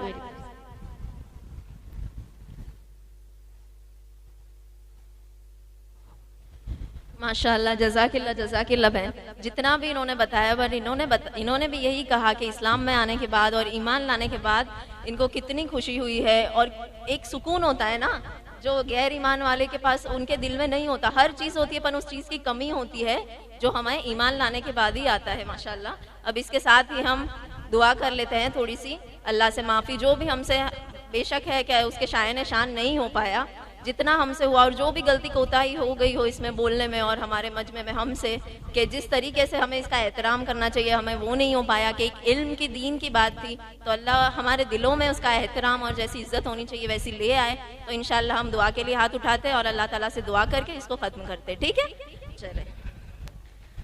जज़ल्लाहु अन्ना मुहम्मदन सल्लल्लाहु अलैहि वसल्लम बिमा हुवा अहलु, जज़ल्लाहु अन्ना मुहम्मदन सल्लल्लाहु अलैहि वसल्लम बिमा हुवा अहलु, जज़ल्लाहु अन्ना मुहम्मदन सल्लल्लाहु अलैहि वसल्लम बिमा हुवा अहलु। अल्लाहुम्मा सल्लि अला मुहम्मदिन अफ़ज़ल सलवातिक, अल्लाहुम्मा सल्लि अला मुहम्मदिन अफ़ज़ल सलवातिक, अल्लाहुम्मा सल्लि अला मुहम्मदिन अफ़ज़ल सलवातिक, अल्लाहुम्मा सल्लि अला सय्यिदना मुहम्मदिन व अला आलि सय्यिदना محمد ما اختلف الملوان وتعاقب الأسران وتكرر الجديدان واستقبل الفرقدان بلغ روح سيدنا محمد صلى الله عليه وسلم وارواح أهل بيته منا تحية والسلام. اللهم صل على سيدنا محمد صلاة تنجينا بها من جميع الأهوال والآفات وتقضي لنا بها جميع الحاجات وتطهرنا بها من جميع السيئات وتبلغنا بها أقصى الغايات من جميع الخيرات في الحياة وبعد الممات، إنك على كل شيء قدير. يا أول الأولين يا آخر الآخرين يا ذا القوة المتين يا راحم المشاكين يا راحم المساكين يا أرحم الراحمين. ربنا آتنا في الدنيا حسنة وفي الآخرة حسنة وقنا عذاب النار. ربنا آتنا في الدنيا حسنة وفي الآخرة حسنة وقنا عذاب النار وقنا عذاب القبر وقنا عذاب الحشر وقنا عذاب الميزان وقنا عذاب الصراط وقنا عذاب الفتنة الدجال. يا الله يا الله يا رحمن يا رحيم يا الله يا حنان يا منان. يا الله يا رحمن يا رحيم ए रहमान ए रहीम ए करीम ज़ात, ए मेरे अल्लाह हमारे गुनाहों को माफ़ फरमा। मौला मौला हमारे गुनाहों को या अल्लाह माफ़ फरमा दे, या अल्लाह हमारी खताओं से दरगुजर कर दे। या अल्लाह हम ये मजमा जो हमारी माएँ और बहनें जमा हुई है, या अल्लाह हम जानते ये तेरी शायन शान नहीं हुआ, हमें जैसे इसका एहतराम और इज़्ज़त करनी चाहिए। या अल्लाह तेरे दीन की बात थी मौला, या अल्लाह तेरे दीन की बात थी जैसी होनी चाहिए वैसी नहीं हो पाई। अल्लाह अल्लाह हमें माफ़ फरमा दे, अल्लाह हमें माफ़ फरमा दे, हमारे गुनाहों को माफ़ फरमा दे मेरे अल्लाह। मेरे अल्लाह हमारी बहन जिन्होंने पूरा 1 घंटा 1.5 घंटा हमें ये बात की मौला, अल्लाह इनकी इस बात पे अल्लाह इनकी मग़फ़िरत कर दे। अल्लाह अल्लाह तूने देखा है या अल्लाह कौन सी दुनिया अल्लाह छोड़ के आई है मौला तेरी खातिर। या अल्लाह खालिस तेरी खातिर मौला, मौला कोई और गर्ज नहीं है मौला, मौला ना माल की गर्ज है मौला, ना दुनिया की गर्ज है या अल्लाह ना खूबसूरती की गर्ज है, किसी चीज़ को इन्होंने नहीं देखा मौला। मौला बस या अल्लाह तेरी खातिर अल्लाह खालिस तेरे लिए अल्लाह सब कुछ छोड़ दिया मौला। अल्लाह तूने कबूल किया, बेशक अल्लाह तेरा एहसान है, अल्लाह तूने कबूल किया। अल्लाह अल्लाह इनकी मग़फ़िरत फरमा दे, अल्लाह इन्हें माफ़ फरमा दे, अल्लाह इनको खूब खूब अल्लाह ये दावत के काम के लिए कबूल कर ले मौला। या अल्लाह इन्हें इस्तिकामत दे दे अल्लाह अल्लाह। और हमारे यहाँ नौजवान नस्ल है वो अल्लाह, हमारे नौजवान लड़के लड़कियाँ हैं मौला, अल्लाह उन्हें भी हिदायत दे दे अल्लाह। या अल्लाह तुझे हमारे नबी का वास्ता है मौला, या अल्लाह मेरे हबीब का वास्ता है मौला। अल्लाह अल्लाह उन्होंने और वो जो हमारे लिए रोए अल्लाह इतना तो हमारी माँ भी अल्लाह हमारे लिए नहीं तड़पी मौला। या अल्लाह इतना तो हमारी माँ भी अल्लाह नहीं तड़पी हमारे लिए अल्लाह, वो हमारे लिए इतना रोए अल्लाह इस उम्मत के लिए रोए अल्लाह। आज तो हाल देख ले इस उम्मत का अल्लाह। या अल्लाह रहम फरमा दे अल्लाह, उम्मत के हाल पे रहम फरमा दे अल्लाह। या अल्लाह हमें कबूल कर ले अल्लाह दुनिया के कोने कोने चप्पे चप्पे में तेरे दीन को तेरे कलमे को लेकर जाने वाले बना दे अल्लाह। तेरे कलमे को अल्लाह इस दावत के काम को लेकर जाने वाले बना दे अल्लाह। अल्लाह हमारे बच्चों को अल्लाह, अल्लाह हमारी नस्लों को अल्लाह, अल्लाह वो जानते नहीं वो मासूम है अल्लाह। अल्लाह ये माओ बहनों को हम सबको अल्लाह जो यहाँ मौजूद है जो नहीं अल्लाह तमाम उम्मत को अल्लाह हमारे बच्चों अपने बच्चों की बेहतरीन तरबियत करने की तौफीक दे दे अल्लाह। अल्लाह उन्हें ऐसा मुसलमान बना अल्लाह, ऐसा ईमान उन्हें मिले अल्लाह कि अल्लाह कि उनसे देख कर लोग सिर्फ उन्हें देख कर उन्हें सुन कर अल्लाह इस्लाम को पहचान जाए अल्लाह, ईमान की ताकत को पहचान जाए अल्लाह। अल्लाह हमारे ईमान को मजबूत अल्लाह जो सहाबाओं ने कुर्बानियाँ दी अल्लाह, अल्लाह कैसे निकल जाते थे अल्लाह। अल्लाह आज तो हर चीज़ की सहूलत है, हमारे जब शौहर जाते हैं घरों से निकलते इस काम के लिए अल्लाह, अल्लाह तो हमारे पास फ़ोन होता है उनसे बात करने के लिए अल्लाह। अल्लाह हमें घर की छत खाना पीना हर चीज़ देकर जाते हैं ना अल्लाह। अल्लाह वो तो ऐसे निकल जाते थे अल्लाह, अल्लाह सुबह जाते थे तो लौटेंगे उसका पता नहीं होता था ना अल्लाह। या अल्लाह तू जानता है वो भी नहीं पता होता था कि वो शाम को लौटेंगे या नहीं।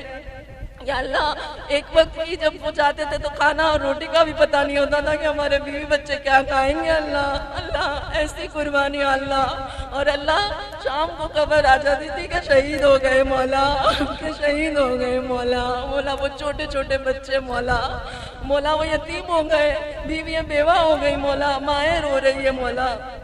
मौला वो कैसा वक्त होगा मौला। अल्लाह ऐसी कुर्बानियाँ तो तू हमसे नहीं ले रहा मौला। मौला हमारी टूटी फूटी झूठी कुर्बानियों को कबूल करके मौला हमें भी इस रास्ते पर चलने वाला बना दे अल्लाह। अल्लाह शैतान के मकरो फरेब से हमें बचा ले अल्लाह। अल्लाह हम तो इंसान है ना मौला, अल्लाह हम तो इंसान है मौला। मौला तेरे मोहताज है अल्लाह, अल्लाह फकीर है, भिखारी है, सवाली है तेरे दर के बेशक मौला। तू अपने खजाने से अता कर दे अल्लाह, तू अपने खजाने से हमें सब कुछ अता कर दे मौला। जैसे तू चाहता है वैसे हमें बना दे, हम बहुत कमजोर है अल्लाह। शैतान हमारे पीछे है मौला, नफ्स हमारे साथ लगी हुई है अल्लाह। अल्लाह अल्लाह बचा ले शैतान के मकरो फरेब से, हमें बचा ले, हमें हमारे नफ्स के फरेब से बचा ले मौला।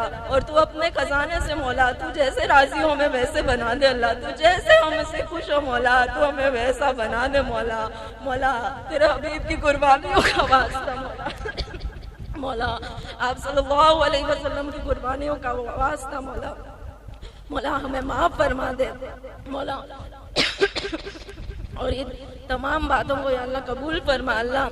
और हमारी नस्लों को मौला, हमारी नस्लों को अल्लाह तेरे दीन के लिए कबूल कर ले अल्लाह, तेरे दीन के लिए, तेरे दीन की मेहनत के लिए कबूल कर ले, नेक बना दे अल्लाह। नौजवान नस्ल मौला, मौला नौजवान लड़के लड़के नस्ल को इस उम्मत को मौला हिदायत दे दे मौला। मौला उम्मत बहुत परेशान है मौला। मौला हम हमारी फिक्रों में लगे हुए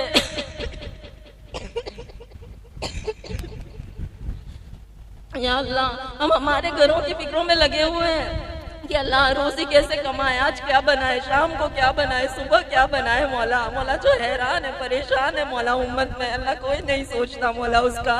मौला हमें नहीं पता कल मौत आ जानी है मौला, हमें नहीं पता कल मौत आ जानी है अल्लाह। अल्लाह तू माफ कर दे मौला और उम्मत की फिक्र दे दे मौला, उम्मत के लिए रोने वाले बना दे। और जहाँ जहाँ अल्लाह मुसलमानों को परेशान हाल है, मारा जा रहा है पिता अल्लाह, सबकी हिफाजत फरमा अल्लाह। अल्लाह बच्चे मासूम हर बच्चों की हिफाजत फरमा अल्लाह। और हमारे बच्चों को, हमारी नस्लों को तेरे दीन के लिए कबूल कर या अल्लाह। खास तौर पर अल्लाह नौजवान लड़के लड़कियों को अल्लाह हिदायत दे दे और अपने रास्ते के लिए कबूल कर ले अल्लाह। और हमें माफ़ फरमा दे अल्लाह, हमें माफ़ फरमा दे अल्लाह। अल्लाह तेरे सिवा कोई नहीं मौला, या अल्लाह तेरे सिवा कोई नहीं अल्लाह, बेशक हमारा तेरे सिवा कोई नहीं जो हमें माफ़ कर सके अल्लाह। अल्लाह तेरे भीख मांगते मौला, हम माजूर है मौला, मजबूर है, लाचार है अल्लाह, दुनिया के हाथों गिरे हुए मौला। हम दीन की तरफ बढ़ते और दुनिया खींच लेती है मौला, हम तेरे दीन की तरफ बढ़ते और ये दुनिया खींच लेती है मौला। अल्लाह इस दुनिया से बचा ले मौला, इस दुनिया से, दुनिया के मकरो फरेब से बचा ले मौला। और दुनिया से बेरगबत कर दे अल्लाह, आखिरत की रगबत पैदा कर दे मौला। मौला हमें ये फिक्र हो जाए मौला कि पुलसिरात पर से कैसे गुजरेंगे अल्लाह, मीज़ान में हिसाब किताब के वक्त हमारा क्या होगा अल्लाह। जब अल्लाह तेरे आगे खड़े होंगे मौला, मौला या अल्लाह तो हम क्या जवाब देंगे मौला। मौला हमारा क्या होगा मौला, हमारी दिन रात की फिक्र ये हो जाए मौला, हमें आखिरत की फिक्र करने वाले बना ले मौला। मौला कब्र का एक एक अजाब जहन्नम का एक अज़ाब ऐसा है जो नाकाबिल बर्दाश्त है मौला। हम आज दिन रात चूल्हे पकाने में रहते हैं मौला, लेकिन हम उस आग को बर्दाश्त नहीं कर सकते जो हमें थोड़ी सी लग जाती है मौला। मौला ये तो तेरे जहन्नम की आग होगी, ये तो तेरे कब्र का अज़ाब होगा मौला, तू बचा लेना मौला। मौला उस वक्त तू बचा लेना मौला, तू उस वक्त हिफाजत फरमा लेना मौला। मौला तेरी मदद की बहुत ज़रूरत है या अल्लाह, या अल्लाह मदद की बहुत ज़रूरत है अल्लाह। आ जाइए अल्लाह और इस उम्मत की मदद कर दीजिए मौला। अल्लाह इस उम्मत की मदद कर दीजिए मौला, और हम सब के गुनाहों को माफ़ करके एक मरतबा हमसे राज़ी हो जाइए अल्लाह, एक मरतबा हमसे राज़ी हो जाइए मौला। या अल्लाह राज़ी हो जा मौला, अल्लाह तू हमसे राज़ी हो जा। हमारा और कोई मकसद न रहे इस दुनिया में तुझे राज़ी करने के अलावा अल्लाह, बस तू हमसे राज़ी हो जा अल्लाह, तू हमसे राज़ी हो जा और हमारे गुनाहों को माफ़ फरमा। जो मांगा वो भी अता फरमा, जो मांगने से रह गया वो भी अता फरमा, और जो शैतान ने भुला दिया वो भी अता फरमा। जज़ल्लाहु अन्ना मुहम्मदन सल्लल्लाहु अलैहि वसल्लम बिमा हुआ।